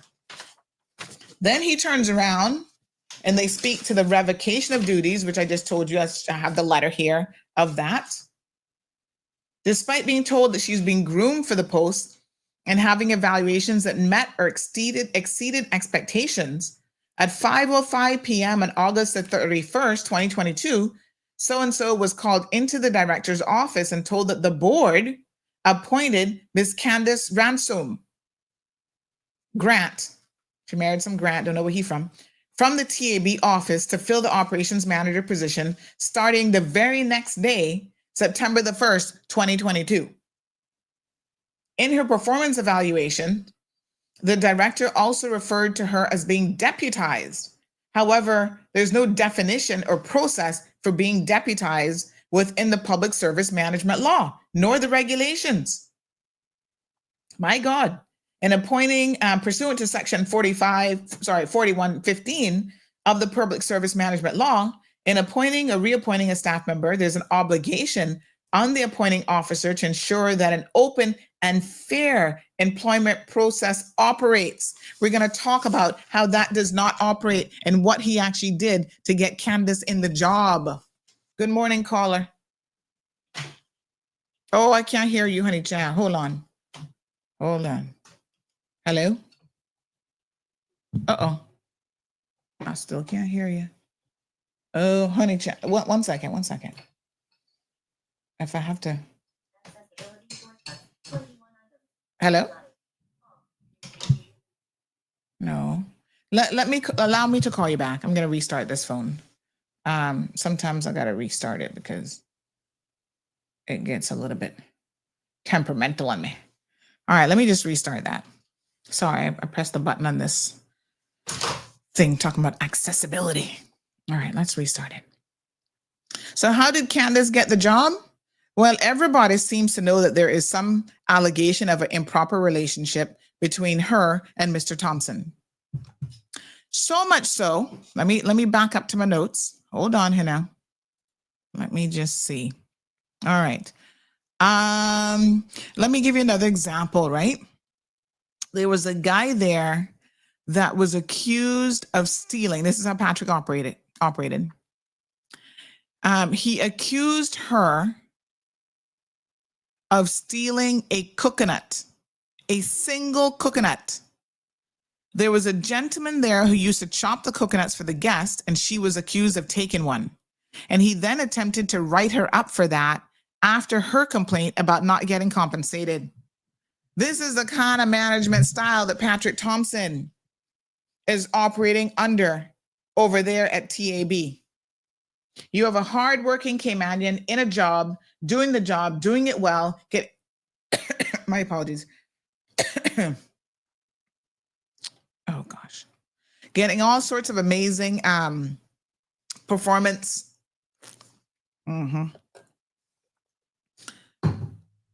All sorts of amazing performance evaluations. And then all of a sudden, you claim that the woman stole a coconut? What the hell? No, sir. Oh, I still can't hear you. I should be able to hear that ringing. Hello? Oh, Lord. What's going on with my phone? Hold on, TD. Hello? No. I mean, I can hear you, but I can't hear you. I can't hear you through the board. All right, give me 1 second. I'm going to keep playing around with this. There has to be a logical explanation. I mean, hold on. Hello? No. Hello? I could just put you on speakerphone because I don't know what's going on. Hello, honey. Yes, I'm hearing you now. Yeah, I had to put you on speakerphone. You're calling about the Tourism Attraction Board? Pardon me? Are you calling regarding the Tourism Attraction Board? No. No, you called yesterday and I told you to call back, right? Yes. I have to apologize to you, miss. I can't take that call today because I'm right smack dab in the middle of something very, very important. I'm so sorry, ma'am. Try me on Monday because this one is probably going to continue into tomorrow's show. Okay. All right, my dear. Thank you so much. Okay, love. All right. I got to try and figure out what's going on with my little phone, though. Ugh. I don't know. Don't look like my button's working on my board, though. All right. So, we'll fool with that later. So listen, so that's what he tried to do, try to get rid of her over a single coconut. So yeah. Basically, constructive dismissal. She decided to resign, but then they had to pay her out. And there was a non-disclosure agreement that was actually signed as a result of that. He ended up having to pay her her 3 months salary. And then let me see. And of course, he continued to fight her on the compensation. All right. So let me just have a look here. This is what the person said. The odd thing about the situation is that she was doing the job. And if the other girl that he promoted, his PA, who was Miss Candace, PA, if it was 9:30, I'd give you another acronym for what PA could stand for. But anyhow, y'all think hard on that one. He should have been just allowed her to act instead. But I think he didn't do that because she was the PA and Miss So-and-so was the administrative or operations assistant. And so it's odd that someone was being paid to do the work and then someone else is promoted over them. Now let's get to the fact that he never did any proper advertising before he promoted Miss Candace. He actually breached the law because there is a requirement for him to hire in a particular manner, and he breached the law. And guess what? When it came to the attention of the board, they allowed him to go back, and the ministry, they allowed him to go back and do it as an after the fact fix. What the hell? And everybody know he's screwing the PA, allegedly. Wow. She's not qualified for the job, so you go from PA to operations manager.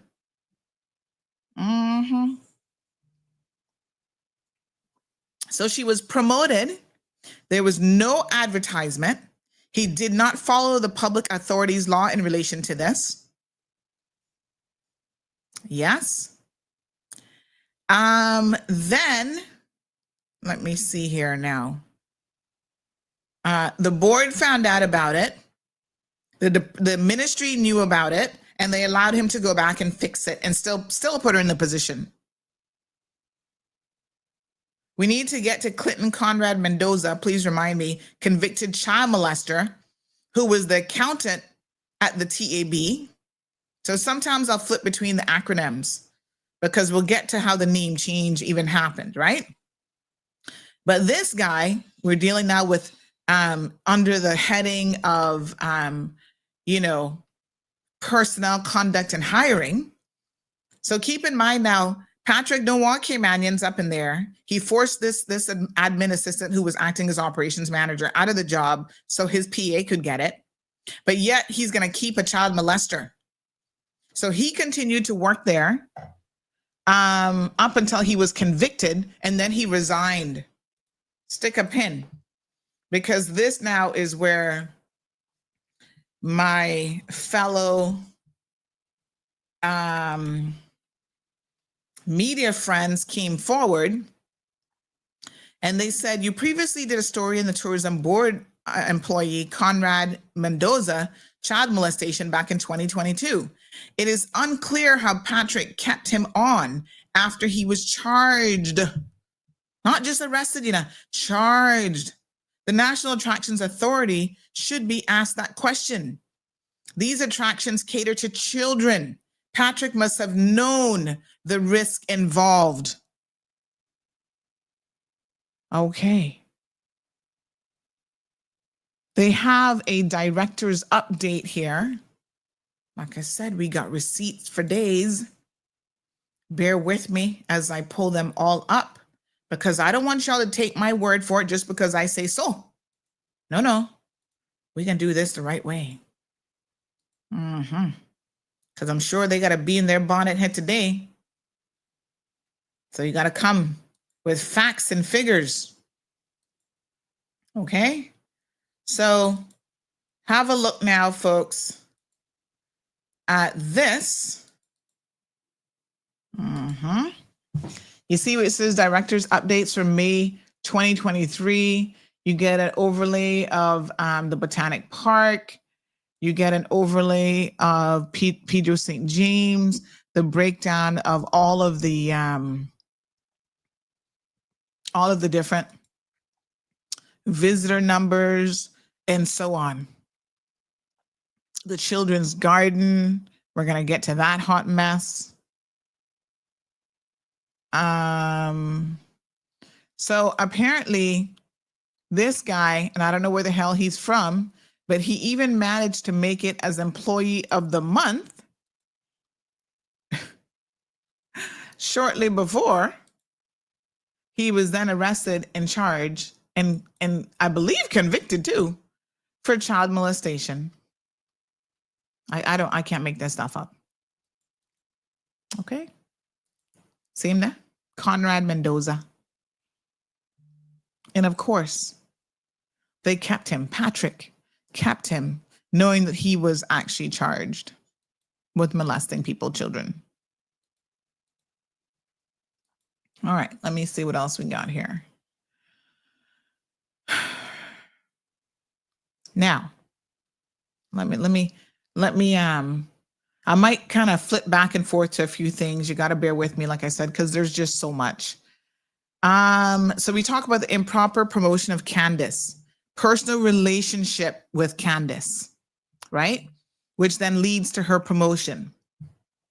So just to be clear about Mendoza, if you look, this person said, if you look at March of 2022, he was accused of molesting a child under 16. He was convicted in December of 2022. But Mr. Patrick never informed the board or anyone that he was aware. But he never informed them that his employee had been accused and charged of such a crime. He continued to work there, I think right up until he was convicted and he resigned. Seriously, Patrick, you're supposed to be a man of God, a man of the cloth, and this is what you would be allowing to happen under your watch? My sources go on to say that Patrick tends to hide. He has a tendency to hide information for his own benefit. Why was he protecting Mr. Mendoza?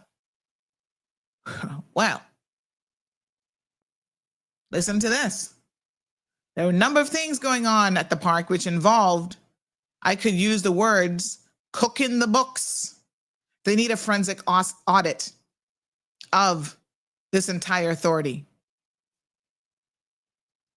We're going to get to the Children's Garden project, this $1.4 million project, using government funds, and see what the Auditor General has pointed out in her report in relation to this. Okay? Yeah, we come into that too. Let me see here.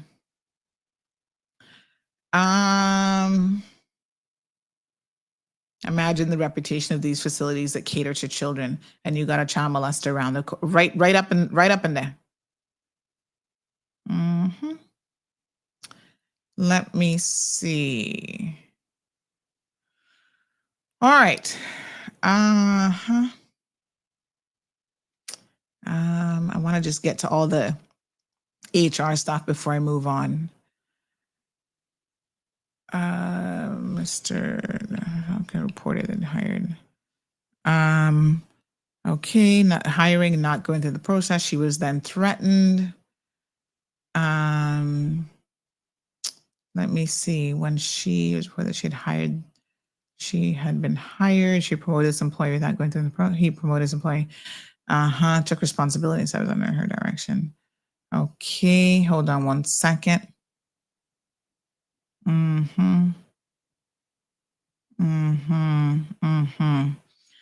right. So lots of covering up. Okay, so because if you ask anyone who's been on that board, what they'll tell you is that Carla and Patrick made the decision, and then they brought it to the board for rubber stamping. That's how the organization is run. This was now in relation to the hiring, the improper hiring of someone, and then they had to go back and try to, fix that situation. That was just a rubber stamping exercise after the fact. All right.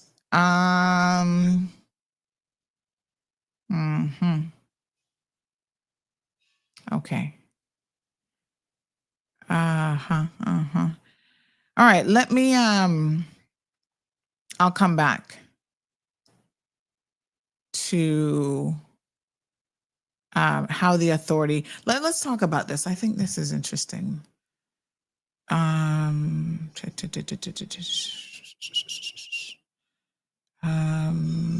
New legislation.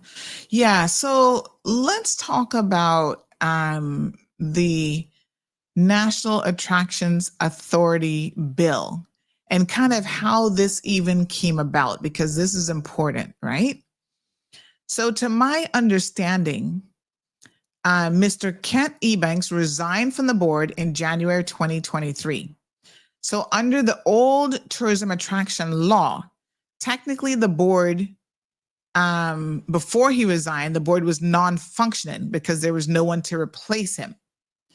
So this now is how we went from the tourism attraction board to all of a sudden the Cayman Islands National Attractions Authority. Okay. So there's a note here that it's been a series of mismanagement of a number of issues. One of them in particular, there was no board for. So we go all the way back where Mr. Kent Ebanks actually resigning from the board in January of 2023. And then they were given legal advice that said from the legal department, if a board member resigns, they will now fall under the Public Authorities Act. And because the old board was 60% civil servants and 40% private sector under the old regime, but once a private member resigns, the board would now have to be reconstituted under the Public Authorities Act. So it has to be 60% private, 40% public. So there was no board after January of 2023. Who was Mr. Bryan? So Mr. Bryan, Carla, pushed forward the new legislation, which was for the Cayman Islands National Authorities Bill, and that came into force in July of 2023. What is significant here is that for 6 months, there was no board during this transition, and Patrick decided on his own to triple the admission fees to the park. Let me repeat that. Because of this transition, there was a 6-month period of time, and Mr. Kent Ebanks having resigned, et cetera, right? They got advice from legal. You have to reconstitute the board, blah, blah, blah. There was a 6-month period of time where there was no board. And Patrick decided on his own, without board authority, to triple the admission fees to the park. And nobody does anything about that. Right. To all parks. This source went on to say, and I think that these fees were the ones that the tour groups paid to the park. It was like $7 and it went to $21. But under the law, only the board had the power to increase the fees. So this man is breaking laws left, right, and center. And you have a board chairman who is an attorney at law, a lawyer, and has been the board chairman for 11 years. She's been there. And she doesn't handle Patrick Thompson. He gets to keep a job. But yet a woman who takes a coconut, she probably was hungry because they wouldn't even let her take a little lunch break. She gets told that she's going to get fired for taking a single coconut, but Patrick breaking laws, fornicating, and doing the most.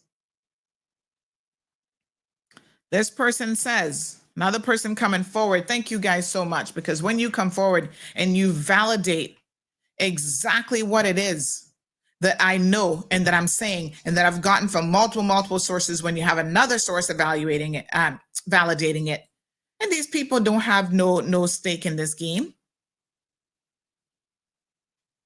Okay? They don't have no stake in this at all, except they're listening to this conversation going, boy, Sandy on point hit today. Spitting facts.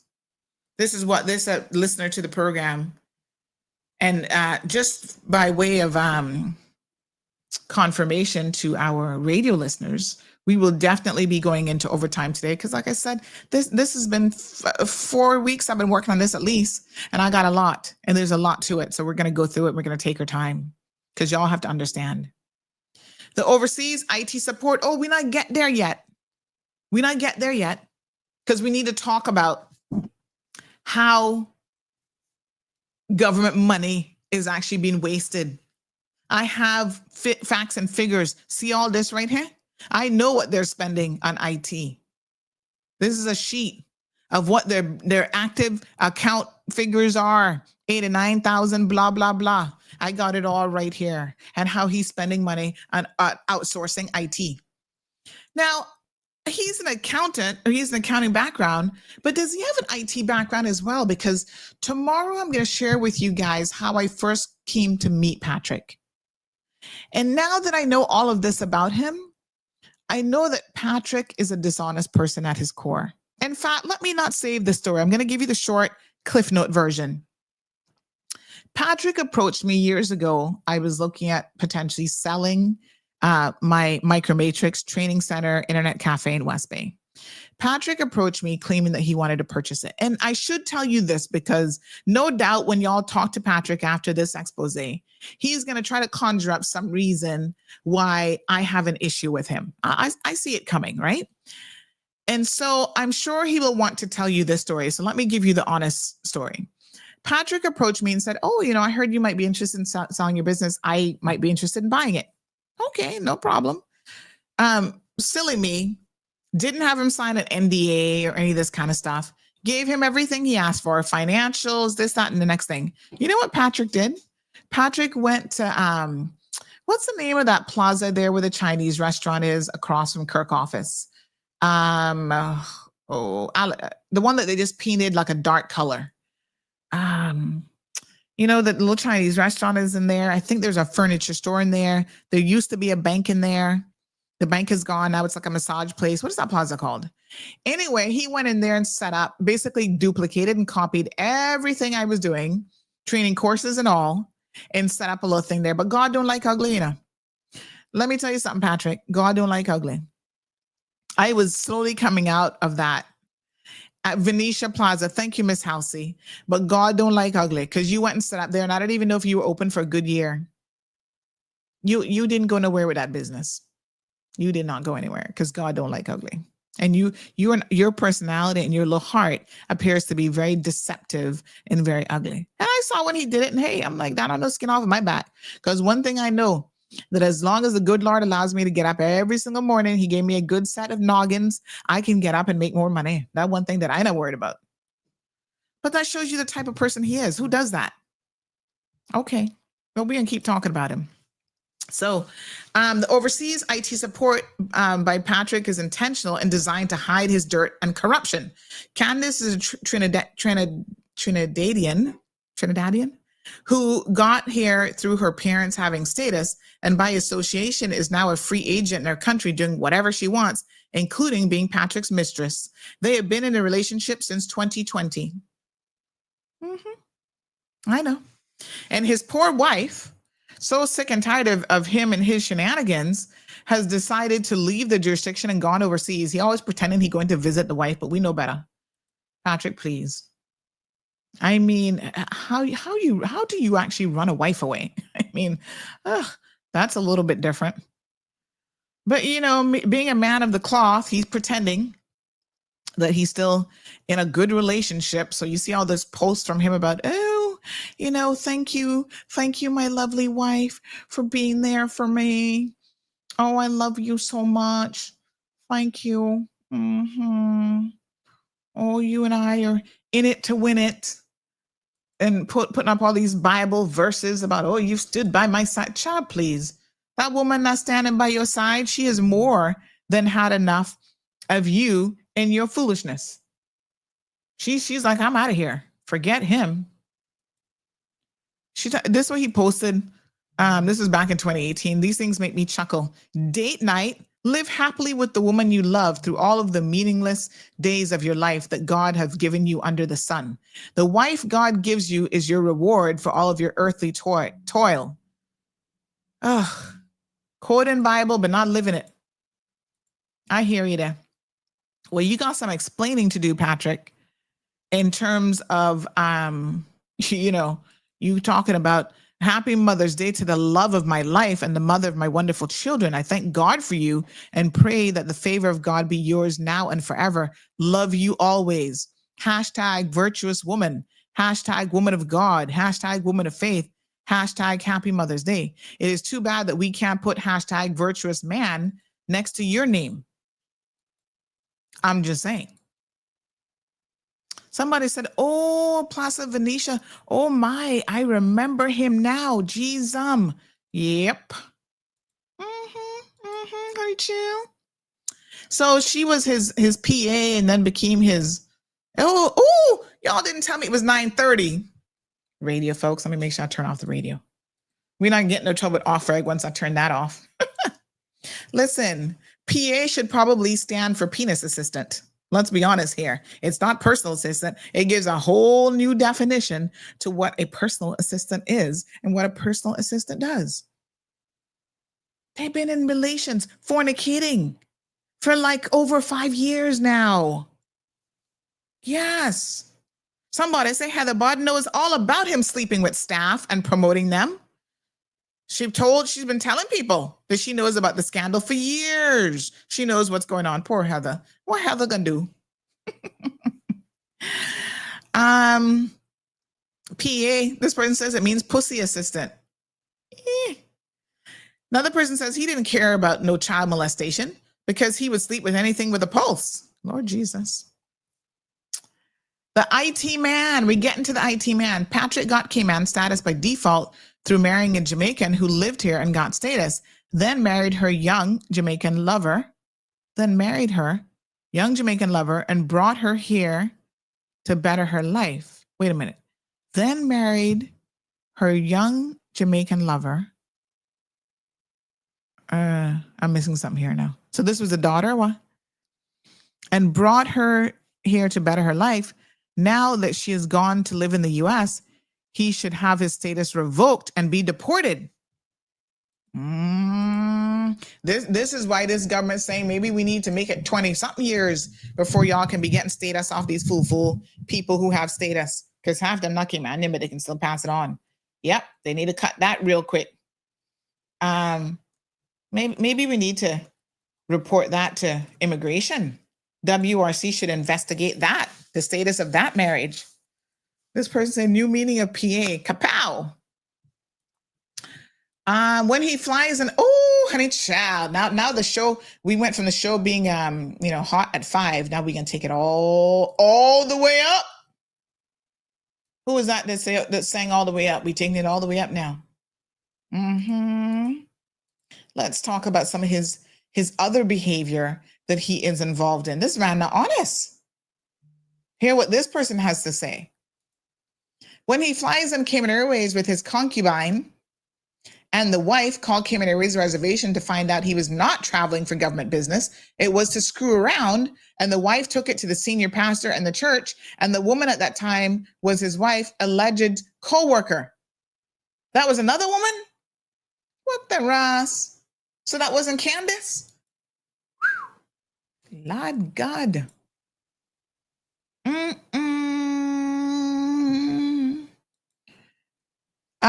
Here's another person. I know for a fact that he gets a commission for all the IT work that he sends overseas. Real crook. Government, y'all need to dig up in this situation. Patrick needs to be fired. Let's talk about the Serbian guy that he's outsourced IT to. Hold on now. Did I finish talking about the fees? Hold on. When you're changing fees in government, Cabinet has the new law was specific that any change in fees should be approved by Cabinet. The law said may, so there's a legal opinion, there was a legal opinion, my apologies, obtained from the legal department, and the legal department made it clear that you cannot change those fees without Cabinet approval. And they ignored that. They went back and kept the fees, Patrick's decision, which he made in April of 2023 on his own.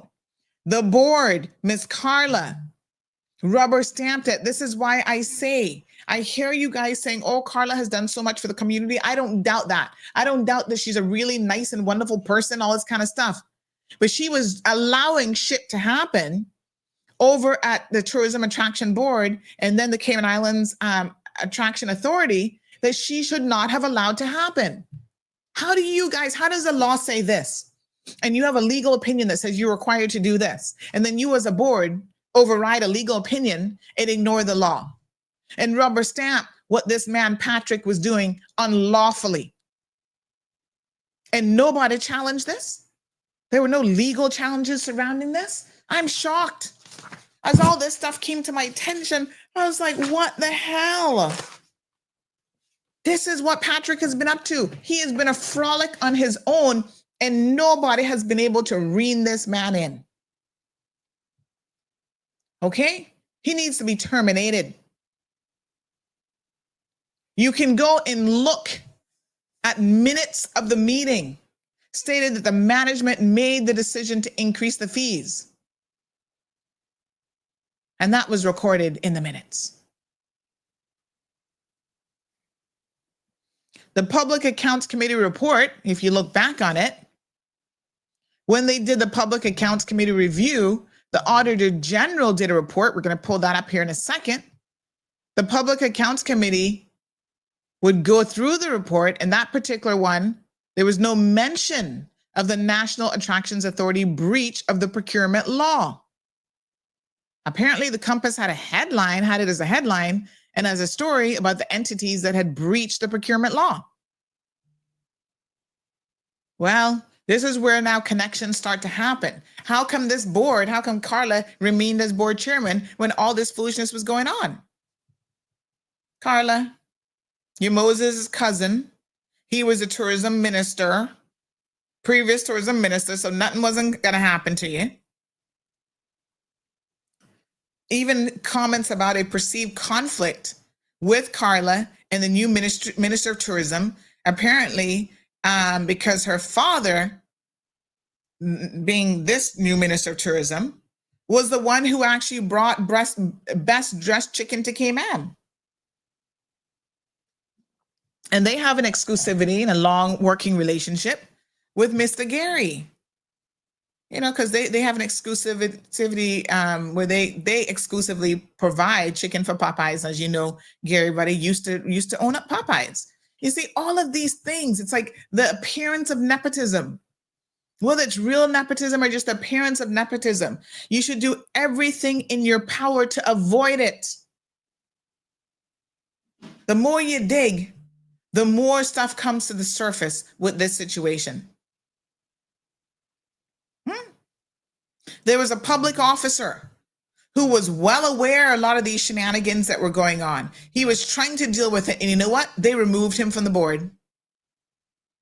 He made a complaint all the way up to the deputy governor about his removal because he was going to expose the corruption. And to this day, he's never gotten a response. This is why people question DG. You know, I like you. You're my brother.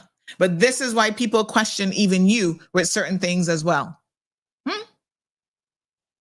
How can someone say, how was I removed from this board when I was going to expose corruption and then there's no response to their complaint? Come on now. He was, going to take it straight to Mr. Bryan. He exposed it to the chief officer and he exposed it to the deputy governor. These are the things that this man wanted to do, and he was removed from the board. Wow. They say he was also removed years ago from the Turtle Center board too. He exposed the situation there with Tim Adams. Remember that whole situation that was going on there? When Mr. Tim, again, there's not nothing to do with who I like and who I don't like. Because y'all, and Kenneth listening, Kenneth, this is an example where I like people, but I still hold them accountable.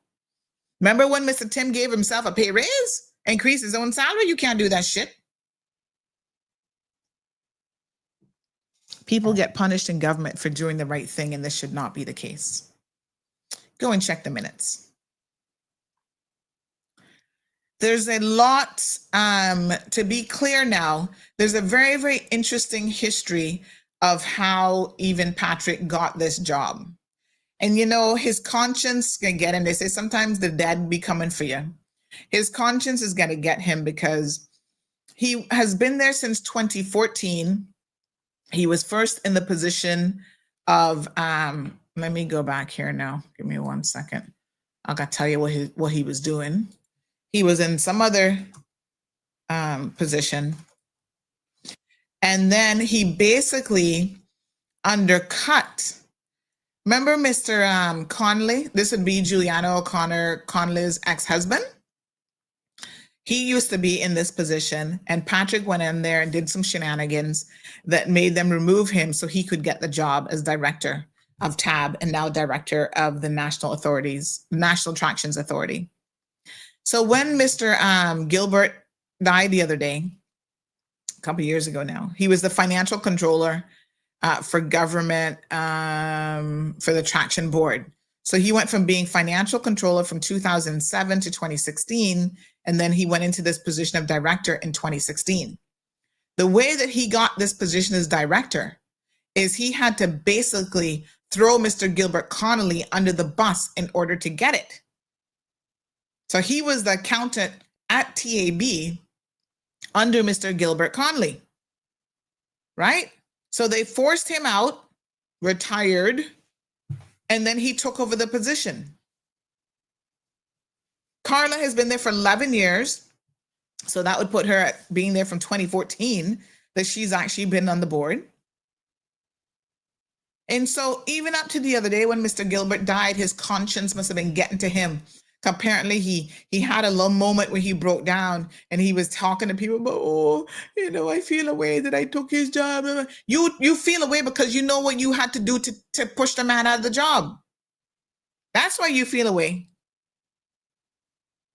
That is exactly why your conscience eating you, and it should eat you right into the ground. Because you know what you did to Mr. Gilbert, and that was wrong. So basically what they did, Mr. Gilbert didn't resign, they fired him because of Patrick.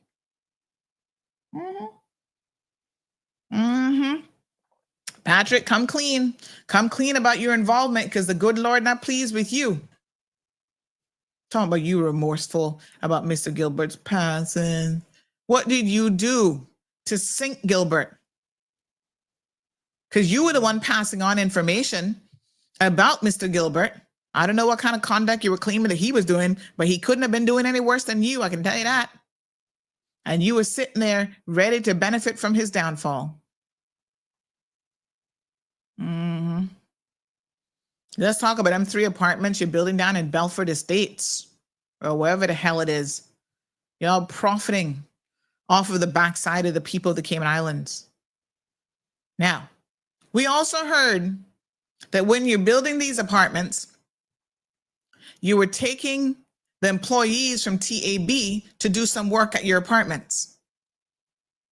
Yeah, the guys who are supposed to be doing the maintenance work at Pedro who weren't doing it, planks falling apart on the great house, the little gazebo falling apart. They didn't have time to do their maintenance like they should be because you had them working on your own personal projects. Sad and deplorable. So he's doing so well for himself, and yet the entity that he is responsible for is floundering.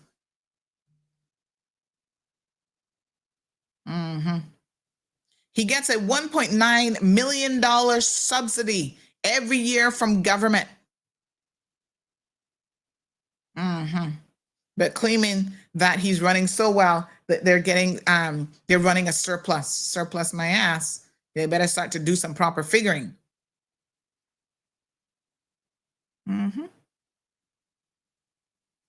Yep. So they claim that they've been running a surplus since 2023. Then I don't know what they're getting a subsidy for, but let's talk about it. So because if an authority is actually running a surplus, you have 90 days to pay that into central government.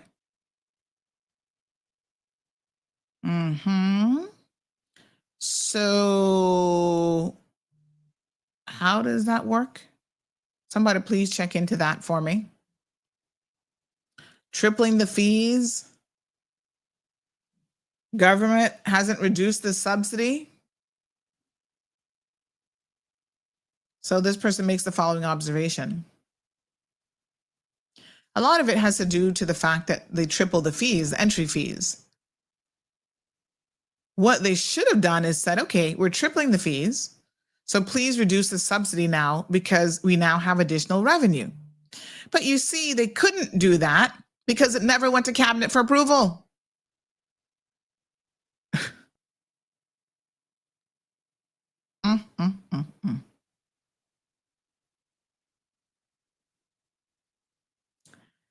So, I'm sure Kenneth Bryan listening because his name's going to get called up in this hot mess too. All right, hold on, honey chill. Oh yes, we can't leave out Mr. John from the Botanic Park. Thank you. Our astute listeners who know what they know. Also, bringing some things to the conversation here. Honey child, coming to come.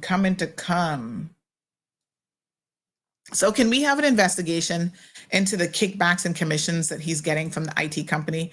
Because if that is proven, which if y'all dig enough, you'll find it, you will see that that is the kind of thing that not only would get Patrick dismissed from his job, but should land his ass in jail.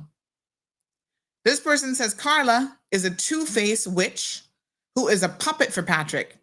Being chairperson was a political appointment and evidently not a very good one. She has insulted Patrick and his wrongdoings. She has insulated Patrick and his wrongdoings, all because he makes the financials look good and closes on time for finance committee. Someone better audit these financials and don't take his word for it, because there was never been any oversight that I'm aware of. He beguiles the ladies on the board with his church mouse demeanor. Carla helped him to get the job. It wasn't even advertised. Check it out.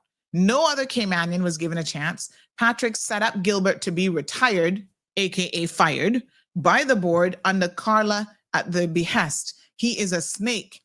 Strand Bodden is another deadbeat who should be held accountable for this mess. He sat back and befriended the chairperson, and Patrick, instead of doing his job and ensuring that Caymanians were not being replaced. I tell you, this is confirmation this morning of all of these things. Oh, that's who Candace is. She got employment of the month so many damn times, this person. This person just sent it to me. She keeps getting employee of the month. I wonder why. When you're in relations, she got it in. Lord Jesus, I can't make this shit up. Hold on. Let me show y'all how funny this is. So you having a relationship with Patrick, right? And then you keep getting employee of the month? Like every single month? What the fuck? Are you serious? I tell you what, you could almost tell when she started sleeping with him because the dates on these employee of the month is very, very telling. How many times she get employee of the month? What qualifications does she have to be in the position? Does she know anything? Does he know anything about Caymanian? How's it that these people who are not from here can be in these positions? That's because we need to tighten some gaps in the system. Let me show you how many times now, honey child, she has gotten, let me see if I can put it in date order. Okay, here we go. July of 2020, she gets employee of the month. Don't look like they have enough employees so that they keep giving it to her. October of 2020. Remember they said the relationship started in 2020? Honey child. January of 2021. And then we have December of 2020. How much you want to bet that she has gotten employee of the month more than anybody else? I'm just saying. Somebody go spot check that for me. So you have child molesters being allowed to stay in the position.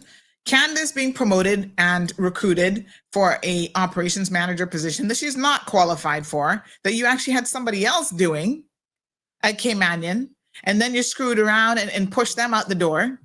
Somebody said good pussy service equals employee of the month. But I hope Candace knows she probably don't even care that she's not the only one in the concubine. So remember that story I told you about how he was fooling around with the co-worker? I'm like, well, damn, how many people this man got time to be seeing?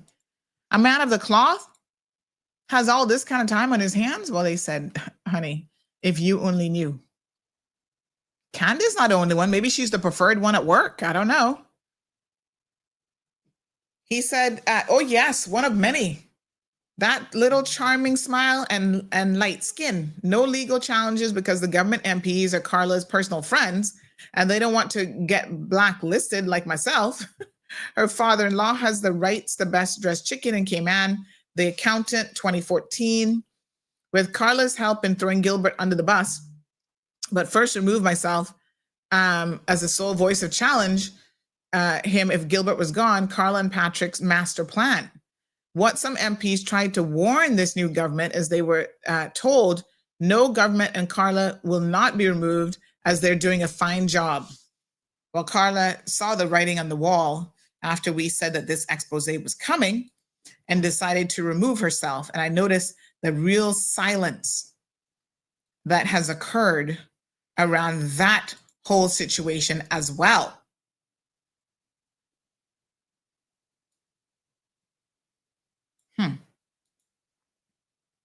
No, sir. Let me see here.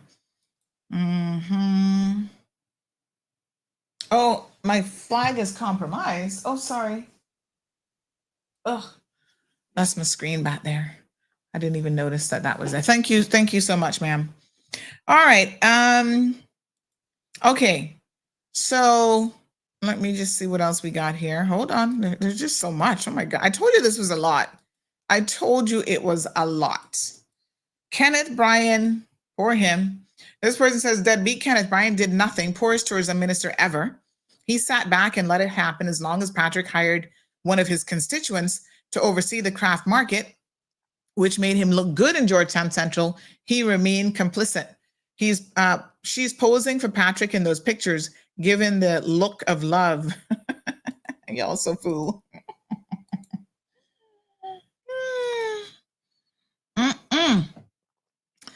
Let's talk now about John over at the Botanic Park. I understand, remember the orchid show and stuff? I understand those people don't even want to do anything with John anymore because of all of his shenanigans. I'm so disappointed in these people.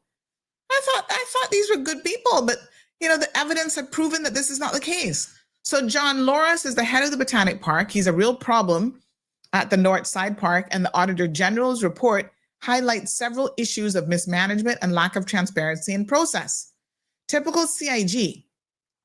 They always protect those involved in corruption and mismanagement, especially if you're a foreigner that kisses up and plays nice with the right people. Here's a serious question. Where the heck is HR? Who's in charge of HR at Pedro and the Northside Park? What about all the plants that end up in private properties in Rum Point? Did people pay for them or were they gifted from management?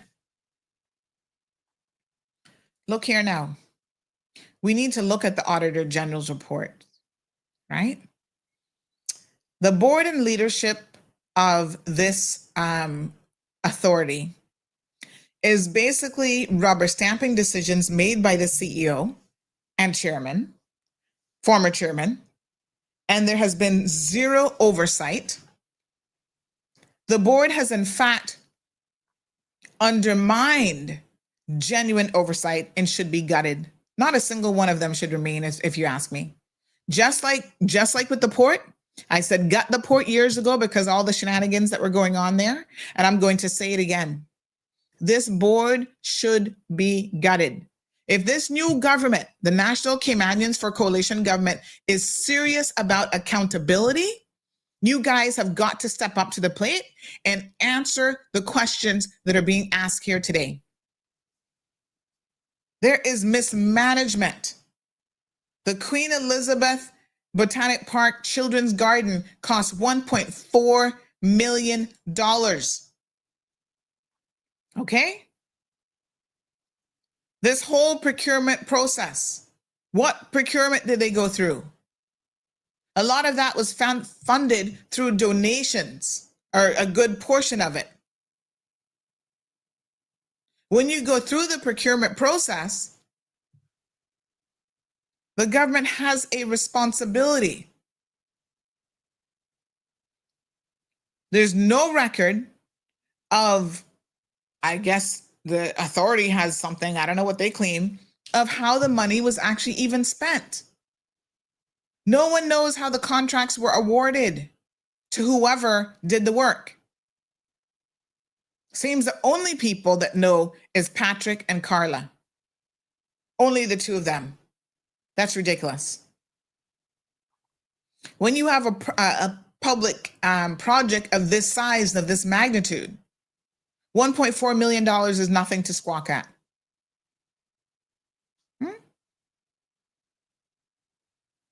Okay.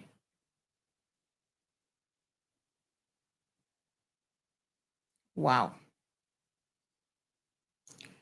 Apparently, there's a nonprofit organization called TAB. And so there's lots of questions around that. The public has been really, really kept. If you go to the registrar's website, you'll see that there. And it has been, that arm of it was used to collect donations. Nonprofit, government set up a nonprofit, an authority sets up a nonprofit?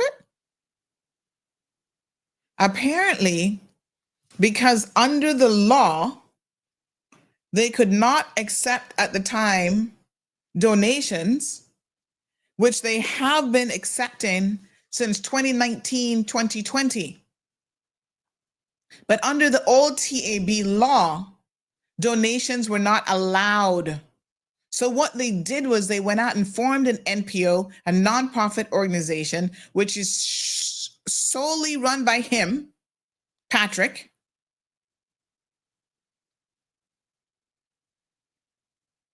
And the board apparently has no information on what the NPO does. Y'all understand what I'm saying? How is this possible? This is a government authority?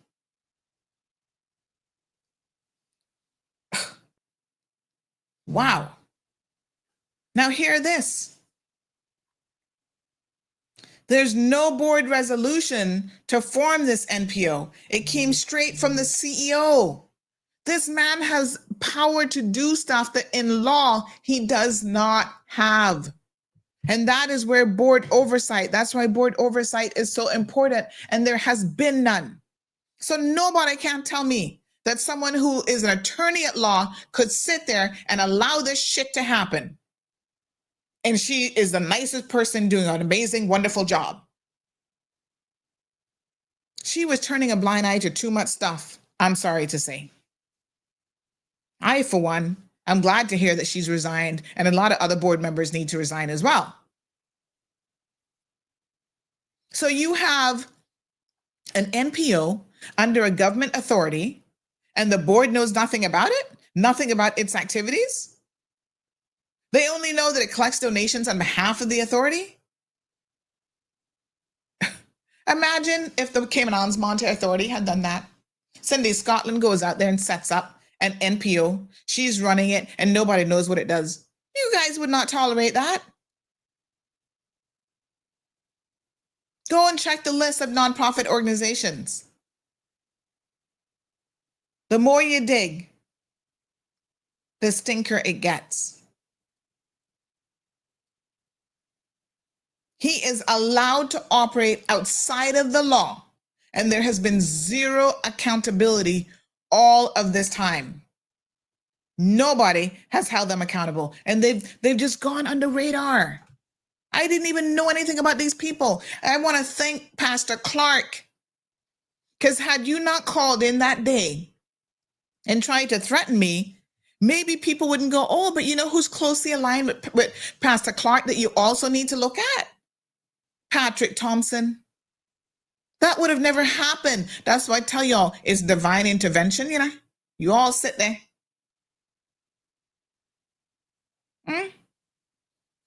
All of the fraternizing and preferences given to his church brothers and sisters in jobs at the expense of Caymanians. So a maintenance guy wanted to get a job. Couldn't get the job on his own merit.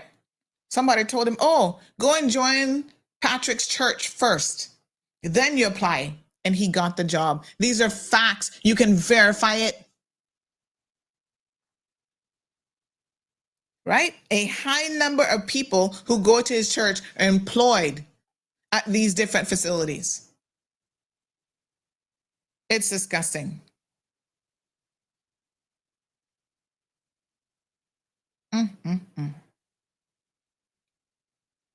All Jamaicans, of course. They're not Caymanians that he's hiring. I don't know if he not got no Caymanians that go to his church.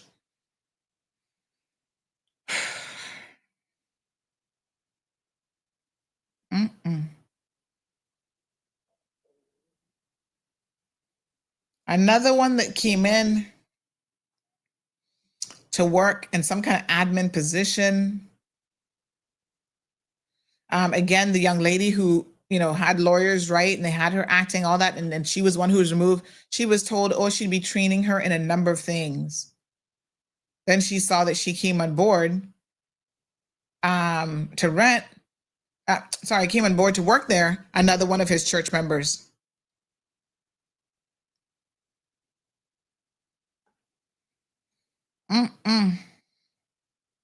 Some foolishness too about renting some building as well.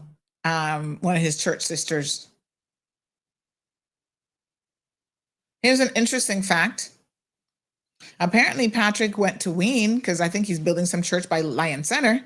He went to Wayne Panton and asked Wayne Panton for $20,000 donation for the church. Of course, Wayne wasn't that stupid and said no. I know Wayne never tell me that, but I know it anyway. This person makes the following observation. That church has played a significant role in his whole operation. And some of the staff, they were definitely staff in the past that came through that avenue. And a lot of them didn't actually stay. I think they were hired. And of course, 9 times out of 10, it didn't work out because you just hire them because they're not really qualified. And they weren't capable of doing the job. This has been a lot to process. I got to tell you the truth. It's really shocking.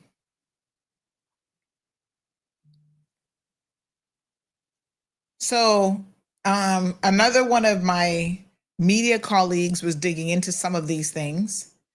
I don't know what happened to the publication of that, but after this, I can tell you that we are going to be publishing various stories on this.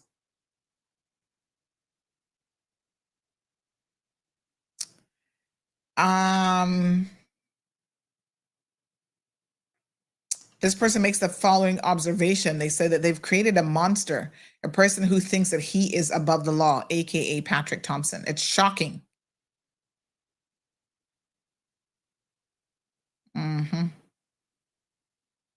Pirates Week now falls under them. They moved that back to the Ministry of Culture. That was just moved back.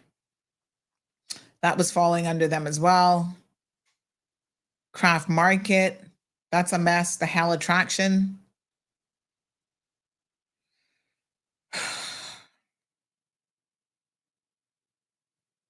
It's just unbelievable.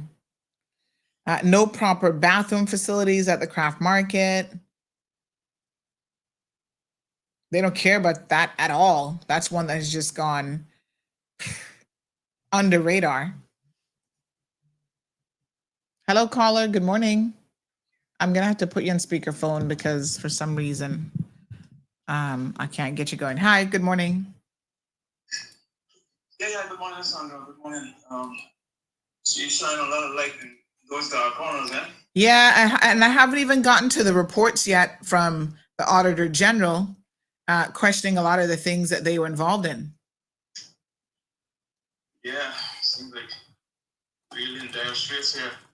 But you know, it seems to me that most of what's uncovered nowadays, once you come down on the schemes and the trickery, you know, even said once that when someone comes to Cayman Islands and they have a Bible in their hand, they won't even have to pass through immigration.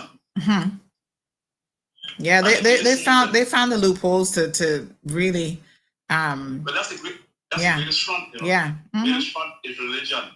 Once you come in the name of God, you get so many things done, especially in Cayman, because you're so you're such Christian nation, or Christian oriented. You know, that's the greatest front that someone can really have. And these people are very bold, but not just like you say commonly picking on anyone.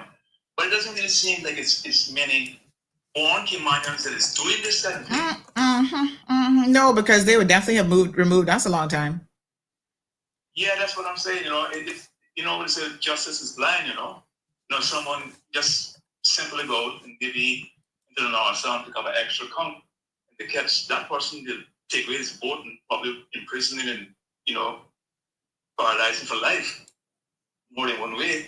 But these kind of things can go on apparently, and you see, because Sandra, what you were here for, apparently, maybe not knowing, but you say divine intervention, but it seems like you were really put here to fight against spiritual wickedness in high and low places. And it always is someone, it's always someone out there. If it wasn't you, it probably been someone else. But you see, because the truth has to be told, whatever done in the dark comes to light. Yeah. The thing is, though, I would hope, and I got faith in this government, at least as the way they started. But boy, do they have their work cut out when it comes down. And here's the problem, caller, right? I'm gonna tell you that some of my concerns I have about this government. I'm pro NC. I'm pro giving them a chance. NC, what is National Coalition for Caymanians? But some of them have already demonstrated to me that they're too nice for politics. They're too blind. They're willfully blind. Because even as they knew that this show was coming, these people all of a sudden started having the minister go through, do tours, trying to make themselves look good. Oh, minister, look at this. And they're so easily fooled. by smoke screens and mirrors. And to me, that is concerning, because that means that we've elected people who do not have a discerning spirit, some of them, to see how they are being fooled. So I pray to God, and I'm nowhere near finished. We're going to continue this conversation tomorrow, because I don't want our radio listeners to miss out. So I'm not going to go too much further now, and I'm going to pick it back up tomorrow. The governor has been written to about the Tourism Attraction Board and their shenanigans, and nothing has been done by previous administrations. And unfortunately, our newly elected, some of them don't understand how this government situation really works. They are too green. Well, what happened to Sandra is that in all of this whole mess per se that we find ourselves in, the unravelings or political disparities to the point of their shortcomings too. But one thing they should know from the word go is that no one, no matter who is above scrutiny. That's what they should always know. That's right. And they should not hold it against anyone. Because that's right. From whom much is given, much is expected. That's true. Heaven is the head that wears the crown. That's true. The thing is about it, it's like how much more can we take to the point, it's getting that breaking point. I mean, so much social unrest is being caused by these things being just able to just go because, crime-wise, you wanted to, say it came out as crimes because give us a bad black eye. It's not good for tourism to say or, much of anything, and we're so dependent on human resources, and I get all of that. But once you live in denial, it is the wickedest and the worst thing that could happen to a country and an individual for that matter. Yeah, it's true. Yeah, but sometimes I close on that one, and you keep doing a good job. Thank you. I'll be honest with you, Sandra. Persecution we must all bear, and I know that you have enough intelligence to realize that you really sits in a hot seat, and it's like happening. You know that, right? But we like I said, there's special people that was put here for special reasons, and once you have that charge, it is hard to keep it in. You are speaking, I am speaking when calling in for a lot of the silent people, because I know human nature, we're so passive. We just sit down and just hope something will come up for the better without thinking that numbers matter. And there will come a time when we're going to have some deep regrets by not unifying against these type of wickedness. Absolutely.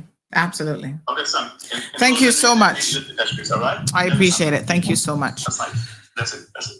All right. So I'm going to continue the I'm going to read some of your comments. Kind of been missing out on quite a few.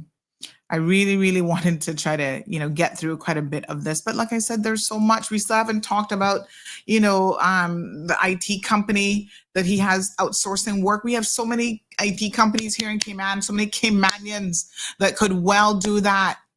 And he's outsourcing it to some place in friggin' where it is again, halfway around the world. And you have to ask yourself, why? There are allegations that he is getting kickbacks from that. Someone says the new government and minister has been warned about the corruption within the CINAA, but only do National Attractions media tour after you sounded the first alarm. Yes, his church members are employed under him to ensure Sunday's offerings are bountiful. This is unacceptable at every single front. So tomorrow, we are going to continue. Tomorrow is Friday, right? I know I'm a little bit short with my days this week, but tomorrow is Friday. We will continue going down this rabbit hole. Okay? And that means that we're going to talk about the IT company that he has employed. We need to look at the financials. We need to look at the Auditor General's report and what the Auditor General has had to say. Like I told you, I have a right up until August the 20th. This document here shows you what their running bank balance is and what they're spending money on. The evidence is here. I have it. Right?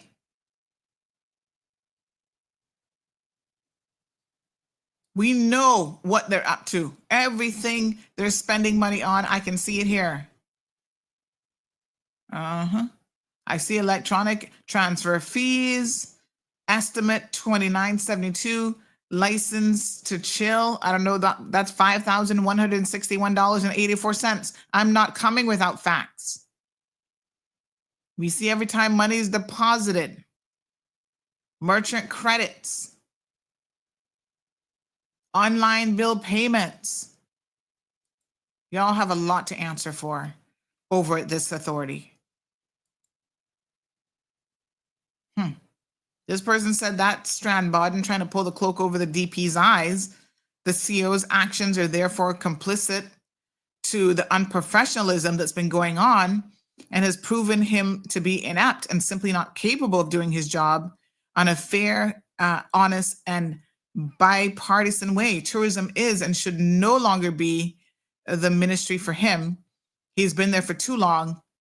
It's time for a new tourism chief officer. I'm going to quickly try to read through some of your comments.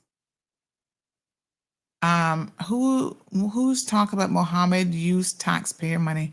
I don't know what that is about. Lisa says this person deserves to be compensated for every dollar lost. And good morning to all, honey child. Morning, Miss Julia. Lisa says, good morning, Miss Sandra. God doesn't sleep nor slumber. I'm glad that this is coming to light. We Caymanians are seriously being attacked at every level, at work, companies being marginalized. Morning, Miss Sherry Ann. LA, Budpa said this girl's on fire. Good morning.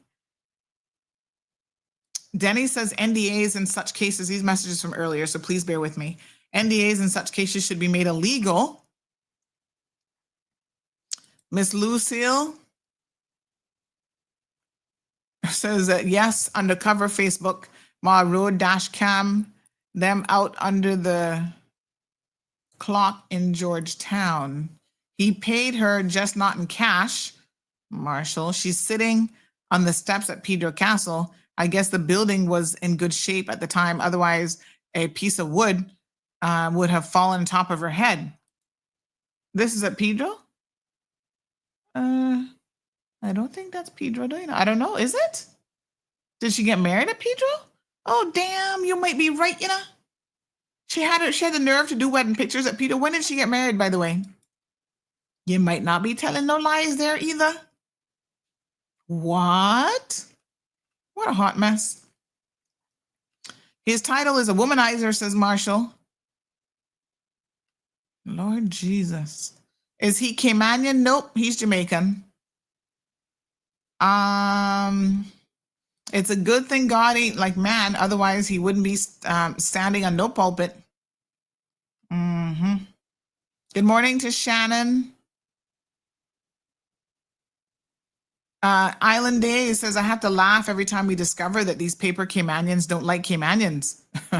Surprise, surprise. Even more laughable is the fact that you have the leaders of the CS who will die defending them. Den of Thieves, says Keith Orrit. Morning, Keith. Lady D says, well, it's shame he didn't take their health into consideration. They don't care about that. Which politician placed him in this position? Where is his church, says Cindy, asking for a friend. Cindy says she need a job there too. Oh, you know why Cayman is in a mess? All those who've been running government for the past 50 years, greed is what is killing this island. God don't sleep, and those people ain't learned. Keep it up. Island Days says fulfilling the mission, aka replacing us. Miss Debbie says she's from Trinidad. Miss Darlene says a disease with no cure. It's called what? Fucking to the top. You might have to spell that out properly for me. I'm not good with the phonetics sometimes. Thank you for confirming. Yeah, Trinidad. Miss Sue says, of course he's a pastor. Oh my God. You mean a male whore? No wonder I don't go to church now. There's so-called men who call themselves pastors. Unbelievable. Debbie says, I was the one who departed. Oh, you were there. Debbie, you and I need talking. So you were there. And what was your job? You gotta talk to me, girl. You better call me after the show.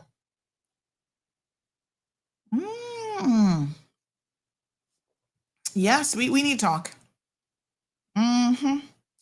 Ay, ay, ay. Light them up, Sandra, says Carrie Tibbetts. Light them up. Light them the F all the way up. Oh, Patrick. Oh, Patrick. Lady D says only God knows one's heart, but they can smile in your face, but God knows the true spirit they are really operating under. And you know what? They eventually reveal themselves because they can't pretend forever. Every man needs to close down or lock all their social media because of too many bad-minded people and stalkers. Johan, go sit in the back of the classroom, please. Sorry, I didn't see my thing in the background. Thank you so much for letting me know. Carrie says that the board, the authority is useless. It does nothing for Cayman Brack. Kaboom! Expose my friend. Cayman Kind says kaboom. Anthony says, whatever happened to the good morning caller? How are you?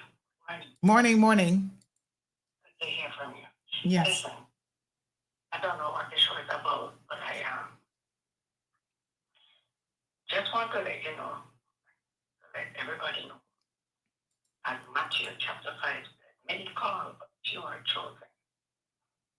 Mm-hmm. And it's only the chosen few shall stand before him. Yeah? Mm-hmm. In the book of Ezekiel, it tells you about the leader. They only lead to rob the prey. Yeah? Mm-hmm. When God is in someone or reading within someone, they think twice in action. Mm-hmm. Yeah? Mm-hmm.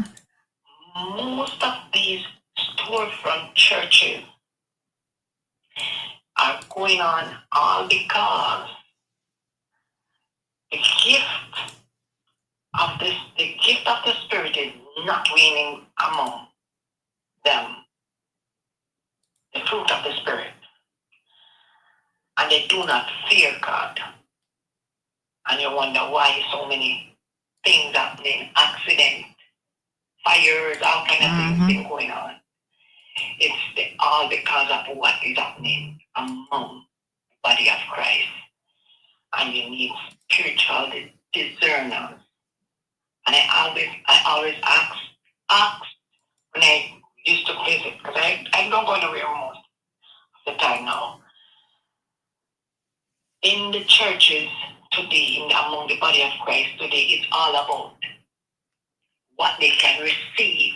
Mm-hmm. They don't even care if someone naked among them, hungry among them, homeless among them. Yeah, I don't want to go too far down that rabbit hole because we need to stay focused on the Tourism Attraction Board and the foolishness that they're going on with.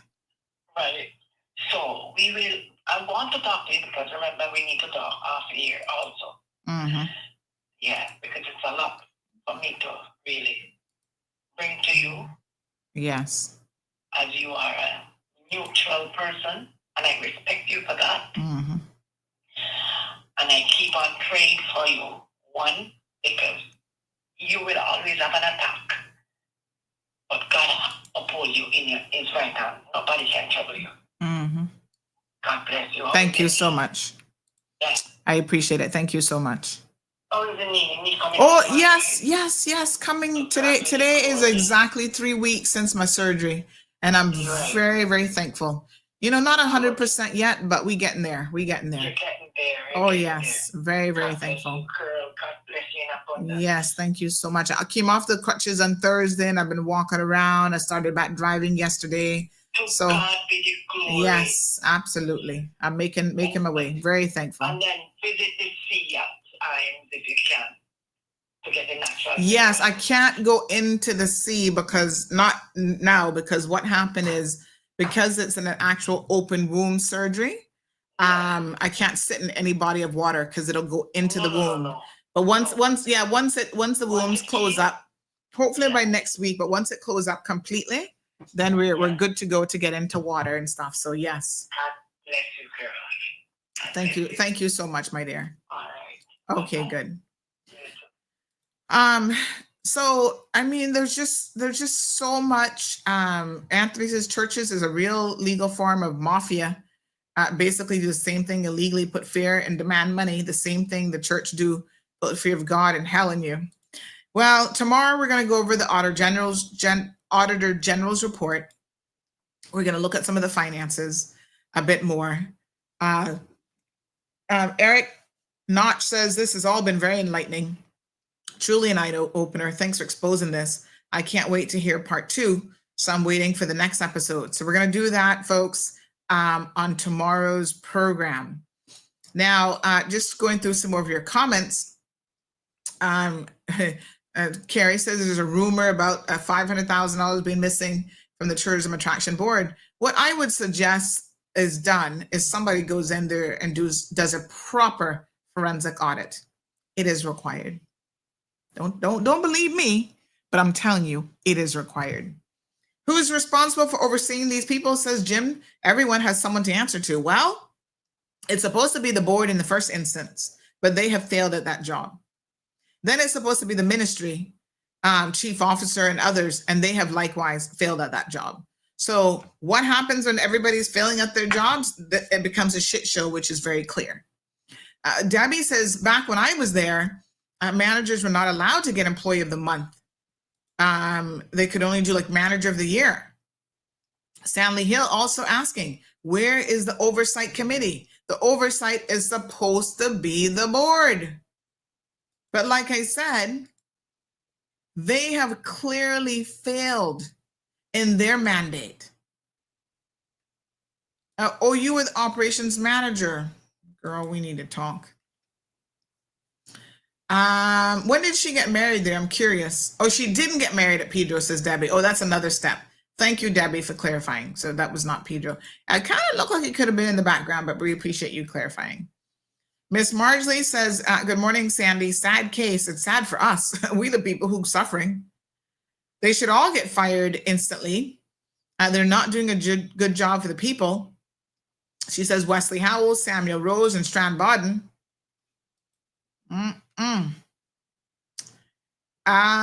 When you have something of value, be ready to defend against parasites such as you are exposing. Mankind says they do it all the time. I just learned 5 prison officers were just hired, all Jamaicans, no Caymanians. This is what happens when you don't have anyone policing these organizations, and the only time we know that something is going on is when it reaches its breaking point and the damage is already done, says Island Pearl. It's a mess. Carrie says that Patrick was always a rotten egg. Carla Reed is my cousin. She's too afraid to rock the boat. Ay. Thieves be stealing our money for decades. What a hot mess. I got a lot of messages here. I'm just trying to go through. Everything done in the dark shall come to light, says Lady D.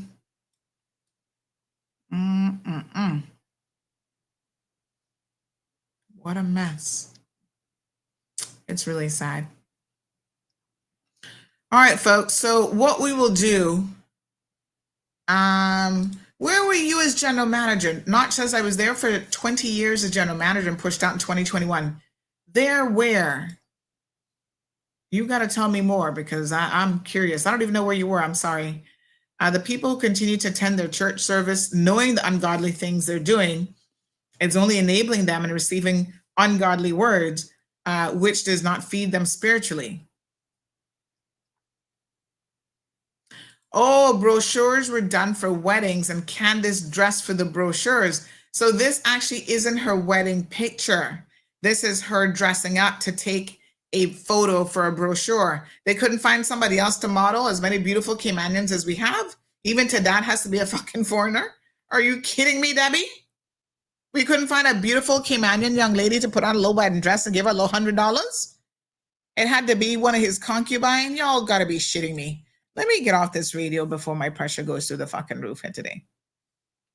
This is most ridiculous. No, well, they own the hell piece of it. The rest of it, Vicky, is private land as far as I understand. Lord have mercy. What are you saying? Oh my God. They also need an IT audit. So she was the inside model for all promotional marketing materials, thanks to Patrick as well. What the hell?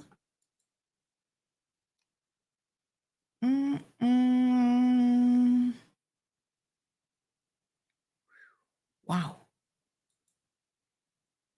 Oh my God.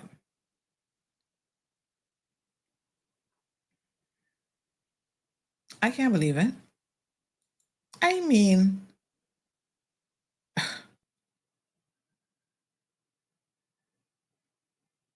jeez, peace. No, sir. All right. Tomorrow, part 2. That's all I can tell you, because this is a hot mess. This is really, this person said, rotted. I'm listening. Such a shocker. All right.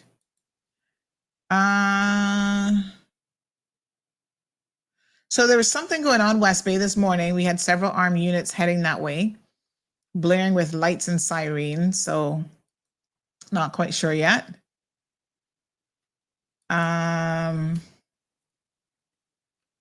So yeah, there's that. Keep y'all posted. I heard one of her social media friends had police at his house last night, and I don't know what was going on there, but we'll get all the stuff later and get to the bottom of it. Jim says it's apparent there's a whole lot of foolishness going around up there, up in here. Oh my God, no sir.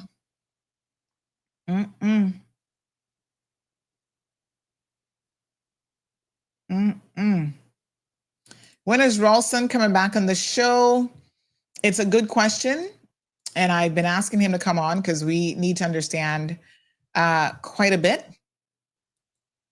about the finances of the country, where we're at. We have some questions to ask. And education, we got a lot of stuff with education as well. We got a lot of questions. So I'll be inquiring with him again. Thank you, Stanley, for the reminder. I just spoke to him yesterday by way of a follow-up to say, yes, the people need to hear from you. So we'll chase that. Now, listen, they all have an open, Jim said he just took his blood pressure tablet. They all have an open, Carrie says she would have dressed up for free. My God, we're already in overtime, Lucille, by over an hour, and I actually have work to do. So listen to me now. We got more to talk about. We've got reports. We've got complaints to the governor. Like I said, this is a month-long investigation. And what has been permitted to happen at the Tourism Attraction Authority is absolutely egregious.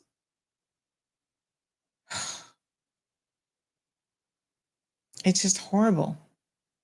So tomorrow we'll talk about the procurement breaches with the Children's Garden. For that alone, John should be fired because they actually lied in their FOI responses.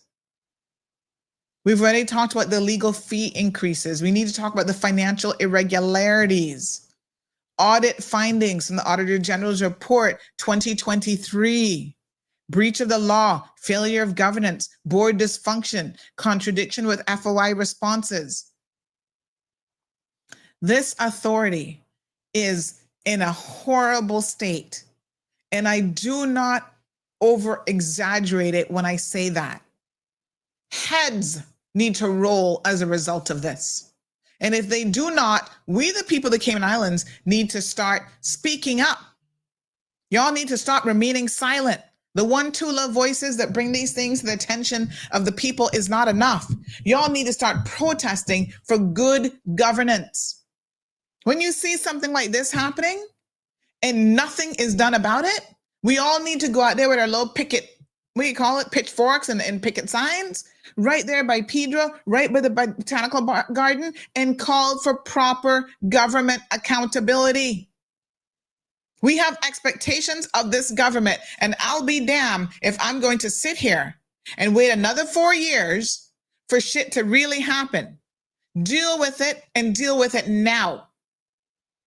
Now, you know it's bad when Auntie has to go for 3 hours on a show and we're not done yet. Tomorrow gotta be a whole other 3 hours again. That is how bad things are under the attraction board. Fire Thompson and anybody else. Make Candace go with him, as far as I'm concerned. Go do an IT audit, financial audit, HR audit. Clean this place up because it is a proverbial mess is what it is. Good morning, caller. Morning. How you doing? I'm frustrated because the public just sits down and accepts this. This is what I'm saying. We can't do it any longer. You see, the problem is if you only have a few people complaining, it's hard to get the kind of change done that you need. Mm-hmm. But when you're talking tomorrow, what I want you to talk about a bit is that lying on an FOI, in an FOI, is a criminal offense. Of course. That's what I'm telling you. Some of the stuff that this man has done is criminal already, and nothing has been done about it. Where is the DPP? Because I remember you calling me up a good while ago. Not, I don't mean today or yesterday. I mean like years ago.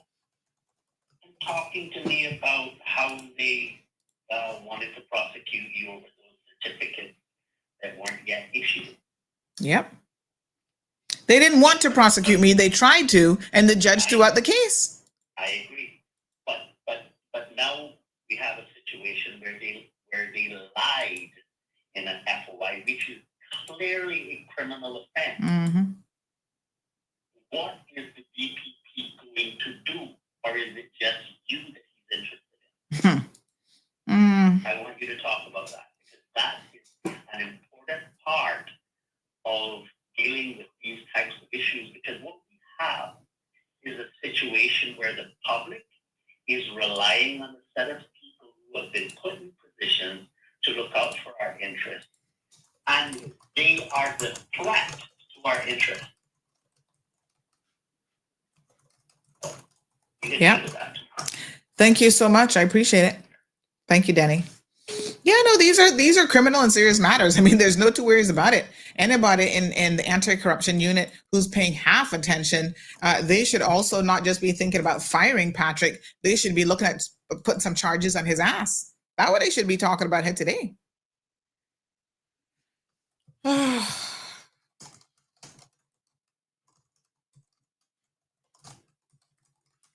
It's ridiculous. It is absolutely ridiculous. No, sir. All right. I tell you what, I, for one, have had enough, and I dare say the people of the Cayman Islands have had enough. And so, you know, we're not going to just allow this to just go silent, okay? Island Pearl says when KB Oops, I think I missed the message. Hold on. Oh, sorry. Darling Nikki says, Sandra, bravo for exposing this house of corruption. Oh my God, this is a national embarrassment and travesty. The bottom line is that the attractions board and all attractions must have Caymanians in charge. And you know what else too? Maybe there's a much broader question tomorrow, Nikki, that we need to discuss, which is that we need to get rid of these all these bloating authorities, put this back under central government, right? This could be easily managed. These properties could be easily managed right under tourism, with a unit within tourism that probably has 2 or 3 people employed. Why do we have to set up a whole authority with their whole, over bulging staff and all this kind of stuff? I think we've been wasting a lot of money pulling government apart, when sometimes you have to wonder, it's certainly no more efficient, that's for sure. There's a lot of wastage. There's a lot of substitution. We're having to pump surplus money, not surplus money, what do you call it? Not surplus, what's it called? We're having to offset their expenses. I can't think of the word I'm looking for now. But, we're still pumping millions of dollars into them. So bring it back into core government, set up a unit within, whether it's tourism, culture, decide where, I don't know which ministry it's going to fall under, right? You can keep it under tourism if you want. And you have 1 or 2 people actually managing this. This isn't really rocket science. You get rid of the board. You don't have to be paying all these people on the board to sit there and do nothing and rubber stamp shit, allowing Patrick to breach laws, and there's zero accountability. It's a hot mess. When KB became Minister of Tourism, collaborated with TAB to host summer camps free of charge, and there was no camp this year, and the reason is that they did not receive the MOT support, which I find hard to believe.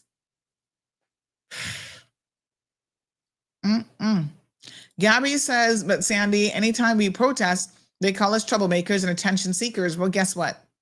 There are worse things to be called than a troublemaker. How about that?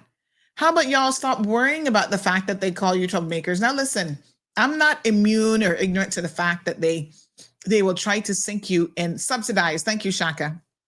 Thank you, Miss Brenda. Yes, the word subsidize is what I was looking for. I'm not immune to the fact that they will try to do more than just label you a troublemaker, right? They will try to impact your very jobs and your livelihood. But this is our country. If we don't start to fight for the right thing in this country, how far are we going to allow it to go? It's going to be total chaos, total disruption, losing money left, right, and center. And these people are having their pockets lined. They have somewhere to run and go to, When all the money is gone, when we become a third world country, nobody wants to come here. Our tourism product has gone to the dogs. We've allowed these people to infiltrate our country, act prejudicially against our own people. They don't want to hire Caymanians. They don't even want to serve Caymanians, some of them, as we've seen from Palm Heights. So when it all goes to the dogs, who you think will be left here but Caymanians? So you have a choice. You speak up now and you be labeled a troublemaker. You take a chance that they try to come after you, but we start to expose them when they do. Or you sit back and do nothing. And then there's nothing left for your children in this country. That's a choice. To me, it seems like a pretty obvious no-brainer. I'm just saying. Stanley Hill says, I agree with you, Sandra. I have questions about this administration also, especially the $55 million that entered the BRAC, and not one dime stayed there towards the economy for the BRAC. I was told they'd build a school and laborers.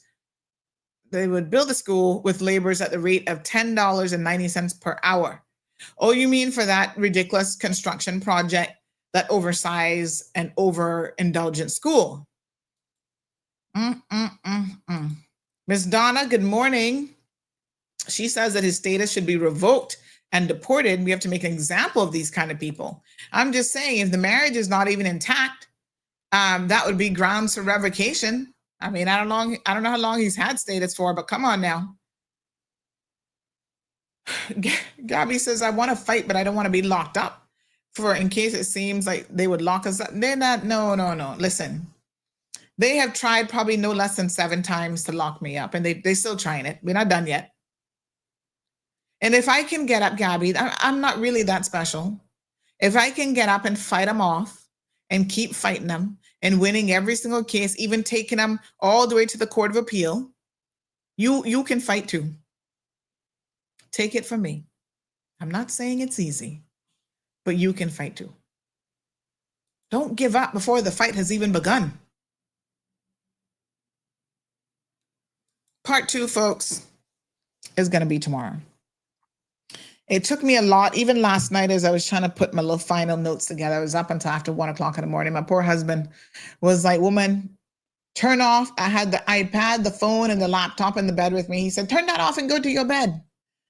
I said, oh, I got a show tomorrow that I got to do. He don't get involved in my shows. He don't even know what I'm talking about. He said, a show? You need to sleep. And I said, yeah, I know I'm going to pay for this tomorrow because I already feel tired, to be honest. Not getting enough sleep. I said, I know, but I really need to. I've been talking about it now for a month, and I need to pull the trigger and just get it done. I'm even begging my poor husband to be tolerant so that I could bring you guys the facts. And I appreciate the numerous people that have spoken to me and that have highlighted all the issues. There's so much more to this. It is very, very shocking. Now, some of you are out there listening, and you know of corruption in your area of government. You know of corruption in your authorities, right?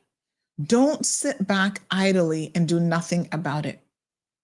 You can contact me.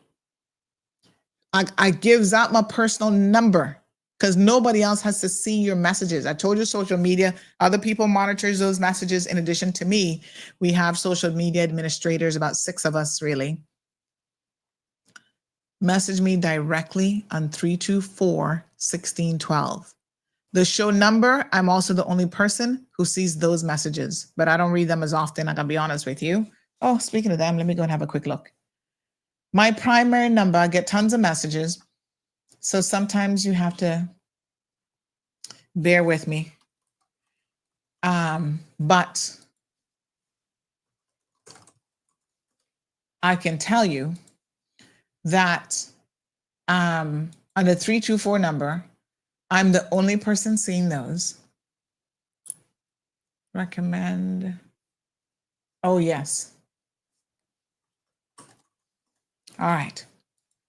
So reach out to me.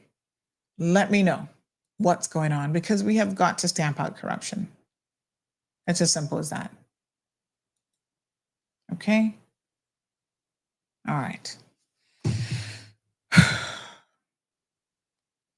There's a lot of days I have a heavy heart because the direction that I see this country going is extremely concerning to me.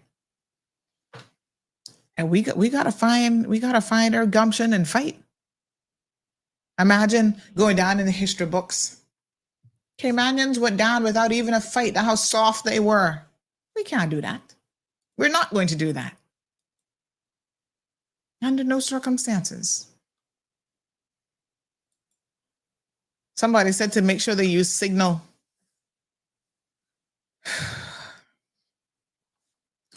Folks,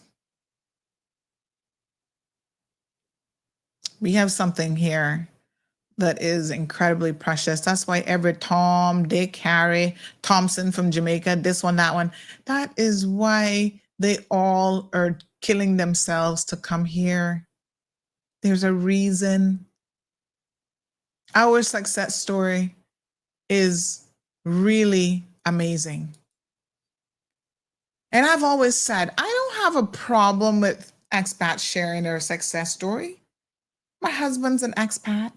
My grandfather was from Jamaica. These people come here and they want to be productive. Speaking of my husband, guess who just start calling me if it's not him? You reading my mind or what? I just mentioned your name. Let me call you back. No, I'm wrapping up my show. Let me call you back. Mm-hmm. Yes. I'm live on air. Okay, I'll call you back. But I can hear his voice a little bit more. Listen, people who come here and work with us and work to make Cayman a better place, yes, they're benefiting. They wouldn't be here making a sacrifice. They're benefiting. I don't have no problem with you benefiting, as long as you're making a meaningful contribution. And at the very least, even if you're not making a meaningful contribution, you're not making it worse. You're not taking bread out of the mouths of Caymanians. This Thompson fella, the only conclusion I can come to is he don't give a damn about the Cayman Islands except to get what he wants from us. Down to the very wedding program that they're pushing on people. They have to get a foreigner to be in the pictures. Come on. We're trying to sell our tourism product, to sell weddings at Pedro with a woman from Trinidad. Seriously? A Trinidad model? Come now, come now. We have too many beautiful Caymanians. Even Mona Lisa Tatum, a former Miss Cayman. I didn't see them using her to model, no pictures. This is deplorable. This is the face of our tourism product. Every year, up to just the other day, government was sponsoring Miss Cayman. The same tourism ministry was employing her to do a job, and y'all couldn't put her here to take some pictures? Instead, we're going to put a member of Mr. Thompson's concubine to be the face of us and the face of wedding services at Pedro? It's not rated.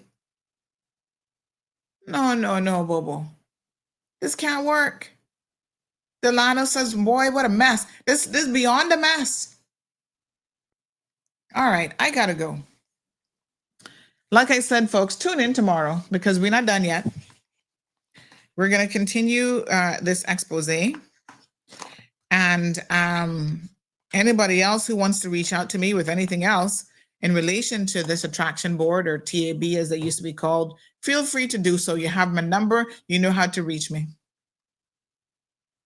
And we're going to be doing more and more and more and more and more of these exposés. Every time we find out what y'all doing with your dirty selves, we're going to bring it before the people because you have no shame. Remember what Kenneth said the other day? Oh, soon people not going to want to be politicians because they're going to be afraid of getting exposed on CMR. Good. That's wonderful, I say.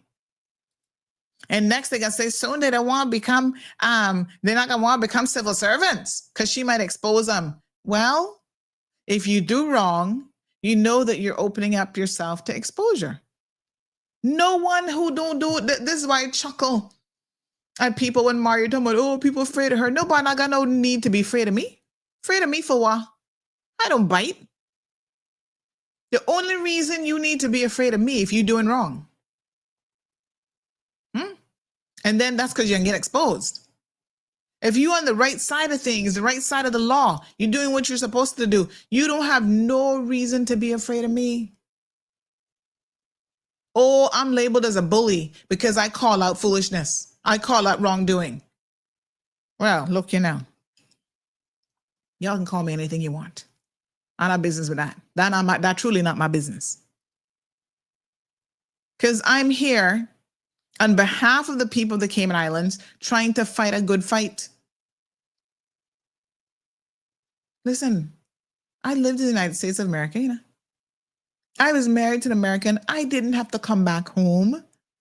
I was just fine. I had my degrees. I had judges waiting to write me reference letters to go to law school because even in high school, they saw my potential. They say, you keep your grades up, you do your part, and any law school you want to go to in the state of Florida. This was Judge oh Lord, what his name is now, may he rest in peace. Judge was it Carter? No. Oh Lord, Castor. His wife went on to be the first female president of USF. And I remember when she became president, I had the opportunity as a student reporter at the Oracle to interview her.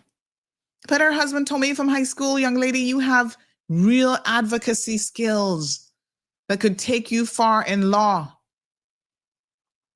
I was the recipient that year of the George Edgecombe Bar Association Scholarship. I grew up poor. I know about poverty. I know about having to rely on scholarships to pay your way through university.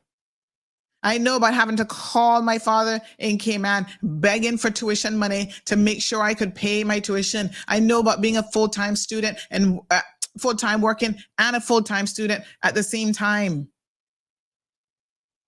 Nobody don't have to tell me where I've come from. And I had the options to stay in the States. I could be there right now, enjoying life in my $1 million home, shopping at Walmart and Amazon every single day, getting packages delivered to my door with ease. But I chose to come back home. And what I have seen since I have come back has gravely concerned me. And I believe, and I have sincerely believed this for a very, very long time because I have witnessed it. My very name, when you look up the origins of Sandra, come from Alexander, and it means helper of mankind, helper of man. I have an obligation. What did the caller say? To whom much is given. I have been most fortunate. I have been blessed with so much. And the most important thing is the voice that I have and the ability to think independently. And so I cannot come back to my country and sit down and say, well, I'm going to do well for myself and to hell with everybody else. I'm not worried about them. I can't do it. I can't sit back and see all these injustices and not speak up. And I know the price to pay because I paid it myself. My husband has been fired from a job, not because of any wrongdoing. He was the best worker they had, but because I spoke out about people giving underage children, teenagers, liquor, free access to liquor in their homes. When you speak out about these things, the wrongdoers don't like it. And if they can't come to you and deal with you directly, they try to come from the other side and try to impact, the people that are there with you. But praise the Lord, we never went a single day without a bill being paid. Mortgage was still paid, and food, plenty of food, was still on the table. So I'm not going to give up the fight. You think I've been dragged through courts all of these times for dog theft, foolishness about government certificates, this, that, and the next thing? It's like all different kind of cases. There's no even single connection here. You think all of that happens because I'm Cayman's biggest criminal mastermind? Let's be honest here. There's only two explanations. For as much as I have been dragged through court, I'm either Cayman's biggest criminal mastermind, or there's a real agenda afoot to silence me in this country. And so every opportunity they get, the most ridiculous cases, and the vast majority of them have been thrown out. 9 out of 10, no case to answer. There's a reason for that. And yet, every day, I get up and I speak out. I have the so-called political arm, frenemies. 1 minute they like you, next minute they don't like you. Well, you need to call this. When it's their turn, oh boy, now it's a problem. Everybody's fair game. Look at the current minister, Michael Miles. He refused to come on the show. What am I going to do? You think I can beat him over the head and force him to come on? I can't do that. Like I said to somebody, they sent me some flyer, or can you post this? Something he's doing in his office. I said, excuse me. The minister has made it very, very, very clear that he don't want nothing to do with CMR. But yet you want me to promote something that his office is doing? Please don't confuse me with somebody who's stupid. I'm fair, but I ain't stupid. And I ain't not got no problems with Mr. Miles. This is the best part. He needs to have a coming to Jesus moment too, because I don't know why he got to be in his bonnet for me. I don't got no problems with him. But you see, he's upset that during the election, people called him out and they used my platform to do it. I was the messenger. Ralston Anglin sat on this show and called him out about being a liar with the skate park. You think it Ralston he not talking to? No, it's me that's the problem. Really. And I did Michael Miles 1 iota. But you see, as a woman, they had this is how they always be trying to come at us, you know. When you're a woman, or you're less than. So if they're gonna have a problem with somebody, it's gonna be the woman anyway. But guess what? I don't give a flying monkey's rear end. Y'all hear me? Michael can do whatever the hell he wants, because one thing I know for sure, no politician can win a war against the media, especially when I don't even know what he warned about. He can't win, because I'm always here about the people's business and about the truth. And I don't give a damn who like it from who don't like it. Like I tell them, I'm not looking for friends. My friendship card has been full. My friendship network has been closed a long time ago. I'm good. I'm keeping an eye in her. I noticing everything that is going on. Every government that gets in promises change. And God knows we want to give them the opportunity. So I'm here to be supportive as much as I possibly can. And you're going to thank me, Mr. Gary, Deputy Premier Gary Ruddy, aka Peanut. You're going to thank me for this expose. Because now you have the opportunity to have your eyes wide open. Take off the blinders. Don't have them go and give you no tours around the place trying to fool you with superficial shit. Now you got some real deep questions to be asking about what has been happening over at the Cayman Islands Tourism Attraction Authority. Now you're getting the full story. Now you know that Patrick has got to go, and y'all better call the anti-corruption unit while you're at it. This is what I'm talking about. Don't go in there and play nice. Go in there with eyes wide open, not wide shut, not closed. This is why we also need leadership that cannot be easily fooled. That right there, the spirit of like just seeing the truth and having a discerning spirit is very, very important. Y'all have been fooled by too many people on too many occasions. No more. No more. They knew an expose was coming. And some of them even asked me, well, Sandy, you can tell me what it's going to be about. And I said, no. I said, I'm not telling you. If you want to hear it, you tune in. Because me telling you, what good is it that I tell you before the people hear it? Because then they got to run and try and fix stuff? No. We need the cold, hard truth, the truth and nothing but the truth. And you ministers, you government officials, you chief officers, y'all need to step up to the plate and realize what is going on right under your noses as well. And where you're part of the problem, maybe you need to take some responsibility. I'm not telling you for the cover-up to begin. Just like the whole mole situation. Why would Carla Reed go and resign? You've been sitting there for 11 years making all this shit happen under your nose. Why you going to resign now for? That you hear the expose is coming. No, sit in the seat and take your licks because you're getting them anyway.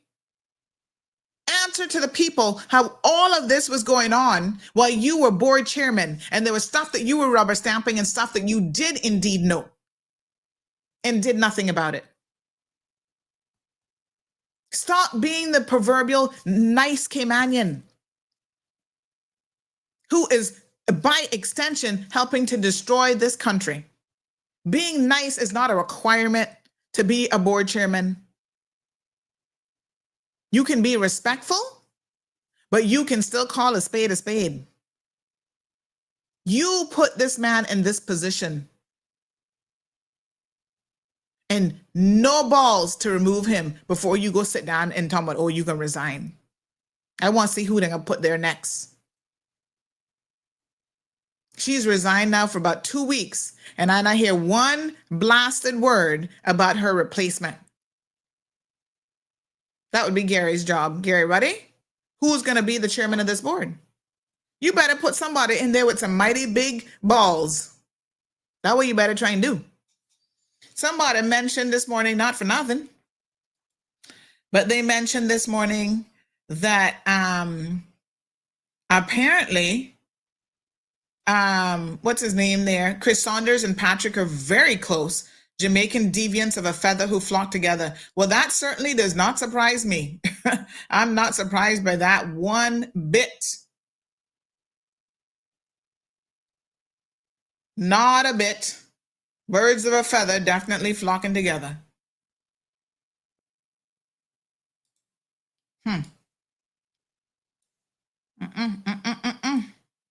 This foolishness got to stop now. We have another person weighing in. This person says, good show this morning. I was there for 20 years. Left in 2015, and I was working from construction as GM, and marketing. The board was formed in 1996. I hired all Caymanians. It's a shame what's happening, and I've been approached by tour operators complaining about Candace, and I referred them to Kenneth Bryan. Even the tour operators complaining about her, y'all need to contact me. Because how this woman even got the job to begin with, only God knows. We don't understand it. It makes no logical sense. She wasn't qualified. And on top of that, to hear that you guys have been complaining about her? Wow.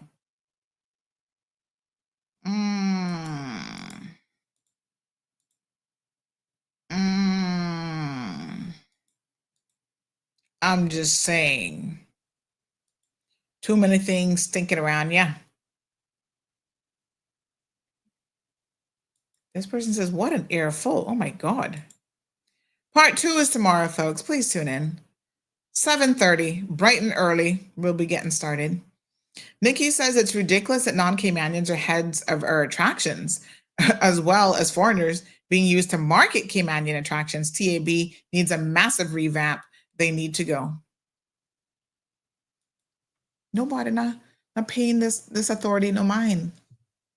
Just letting them do whatever they want. They've been breaching the laws left, right, and center with procurement, with hiring, with everything, and nobody seems to care. They have gone under radar for quite a minute now. And it's a shame, but no more. Thank you, Nikki. Thank you to all of our listeners. Who have tuned in to the program today. Appreciate it. And I couldn't do this job without you guys, I must say. Bringing the information to my attention and being willing to sometimes put yourselves on the line. And for that, I thank you very, very much, because I know it's not easy. And I will do my part. Once you bring it to me, I will do my part. That I will promise you. Have a beautiful day, folks. I will see you tomorrow. Miss Sandra Coe, good morning to you. See you guys tomorrow morning. Be on time for class, because we got to get into the financials, into the procurement, and all of that other stuff as well, okay? You guys have a wonderful day. Please be safe out on the roads today. Thank you for tuning in to another episode of The Cold Hard Truth on Bobo 89.1 FM.